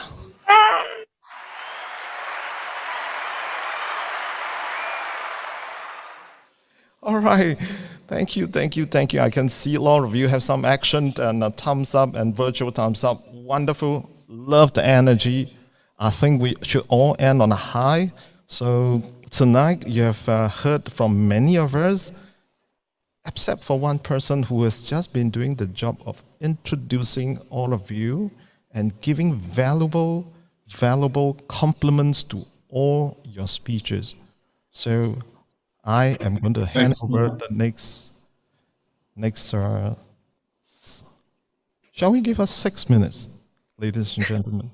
Shall we? Do we agree? 6 minutes, because all of you are on time. You know, you're 5 minutes. Wonderful. I see many thumbs up. Val, please take over. It is your time to wrap up. Wow. This is so emotional for me. You said it clearly. I mean, I want to share my own personal experience through this journey. You receive a WhatsApp, to be invited to speak in this event. How many of us receive invitations to this course, to this training, to this motivational this and that? But I really cherish every invitation, every opportunity to connect with someone's heart, to be a light united to someone else's light and make a brighter day, a brighter light in the universe, in the cosmos. And this was Adobe who, out of the blue, said, there's a worldwide event of speakers around the world. And without even hesitation, I jumped into the information session, just like many of you. And the rest is history. Suzanne said it so clearly. It came from, should I do this? Can I fit it into my schedule? To then you go into one info session, 2, 3, 4, and you start becoming a family. This organization, this mission, this vision is way beyond being a speaker and sharing a speech to the world. We have become one with all, one with God, to be able to express our hearts. And without hesitation, each one of us in our own way, shed our truth. For some of us might be easier to speak, for some might be challenging, for some have to do effort to wake up at 2 or 3 a.m. and do rehearsals at odd times on Saturdays and Sundays. But the one thing that we had in common is our hearts. And this experience was about the heart. And when we unite in the frequency of the heart all at once, 103 countries for days, for hours, this is the result of this. I know that each one of us connected even in 1%, 10%, 100% with some of us here on this forum. What will it take that this opportunity allows us to do even greater things? What Peter suggests, the Mother's Day, or whatever we have in store between amongst us, because it is only together and united that we will make a difference. And we have noticed today that it doesn't matter what your spirit is, what your voice has to say, that it is here that you showed up, that you made that change, that you gained that confidence, trust, that you were able to be here and you touched our lives. And in doing so, you have been a part of transforming the world. It is as big as that. One event, one 5-minute speech, and look where we are. So now I want you to take all this in your heart and breathe and just embed it in your heart to be able to share it with others, because only in that moment is where we will really know why we are here, why we, out of billions of people in the world, the 900 plus speakers that we are here, there is a reason for it. So I ask you all, How many of you are willing to go further and now are united with energy, grace, love, and gratitude to continue to do this work in a greater level? I want you to please raise your hand and connect with the energy of the group. And I want you to clap for Peter, for Suzanne, for the founder of this event, for each one of you for making the effort of showing up, for allowing me to be your host tonight. And anything I can do for any of you, your loved ones, your mission, your vision, your dreams, Valalina, you know where to find me. It is my most grateful heart that speaks to me, to you all tonight. And I thank you. I love you. I bless you with all my heart. Thank you so much for this opportunity, Peter and Suzanne. Thank you, Val. Thank you. I couldn't have put it better than Val. Now, there's only one group of people that we have forgotten, who have worked tirelessly for more than 42 hours. This event started off 11 p.m. Auckland, 14th of March, and today it's gone more than 42 hours. However, the team behind it has worked tirelessly for the weeks before these 42 hours. Now it's time for them to take a rest. So I would like the spotlight on them so that the world knows this group of people had less than 3 hours sleep a night, working tirelessly and serving you and ensuring all of you get your slot, get your message across the world. The Anobe Studio team, Javius, Purush, wave your hand, Juno, thank you, and thank you.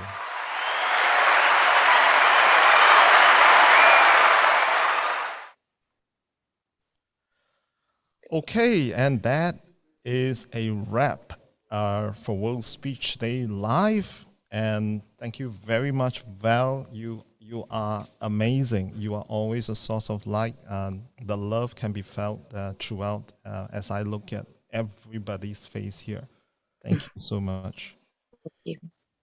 Now, for the lucky winners, now we'll be posting this after event. All your names have been picked, and we'll be posting in the same YouTube channel where your messages are picked. It will be showcased there. Please keep a lookout at the YouTube channel for your names to be shown, and keep sharing this grand finale video out to the world. Yeah, it should be a wrap. And thank you very much, all of you, and we shall see all of you very soon. For those of us in the room that wants to keep on staying in the room for our networking, once we are off the air, it will be open mic for all of you. All right, guys, are we off the air?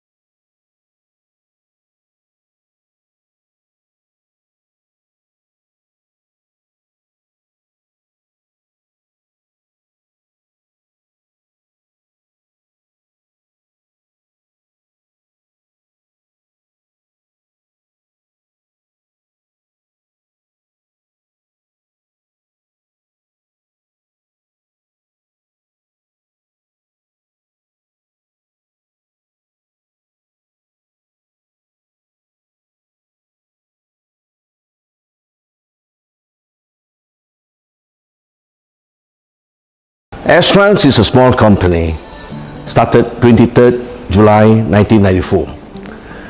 From a single-handed person, I have grown the company to today more than 27 years. We have not only impact the world, we have impact a lot of young people at heart. Why? Because I used to serve Rotary in the youth leadership. I have trained many youth, and I always tell them, everything, don't ever give up. In Astrans, the value that we can contribute is what we experience for, we share with our people. We give more than what we take. And we believe that through this contribution, we can help to make the world a better place. Astrans all along has been the key supporter for World Speech Day. I was the organizing chair in 2017, and I know how hard and how tough many people who dare not come on board to speak what is in their heart and soul and mind. I believe that if everybody put their heart and soul and mind and speak and voice out the right thing, we can be much better. World Speech Day Live 2021. The theme is Humanity at the Crossroads.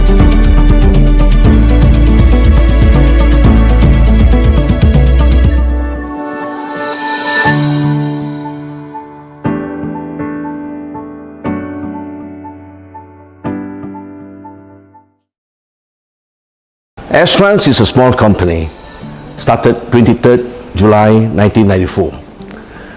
From a single-handed person, I have grown the company to today more than 27 years. We have not only impact the world, we have impact a lot of young people at heart. Why? Because I used to serve Rotary in the youth leadership. I have trained many youth, and I always tell them, everything, don't ever give up. In Astrans, the value that we can contribute is what we experience for, we share with our people. We give more than what we take. And we believe that through this contribution, we can help to make the world a better place. Astrans all along has been the key supporter for World Speech Day. I was the organizing chair in 2017, and I know how hard and how tough many people who dare not come on board to speak what is in their heart and soul and mind. I believe that if everybody put their heart and soul and mind and speak and voice out the right thing, we can be much better. World Speech Day Live 2021. The theme is Humanity at the Crossroads.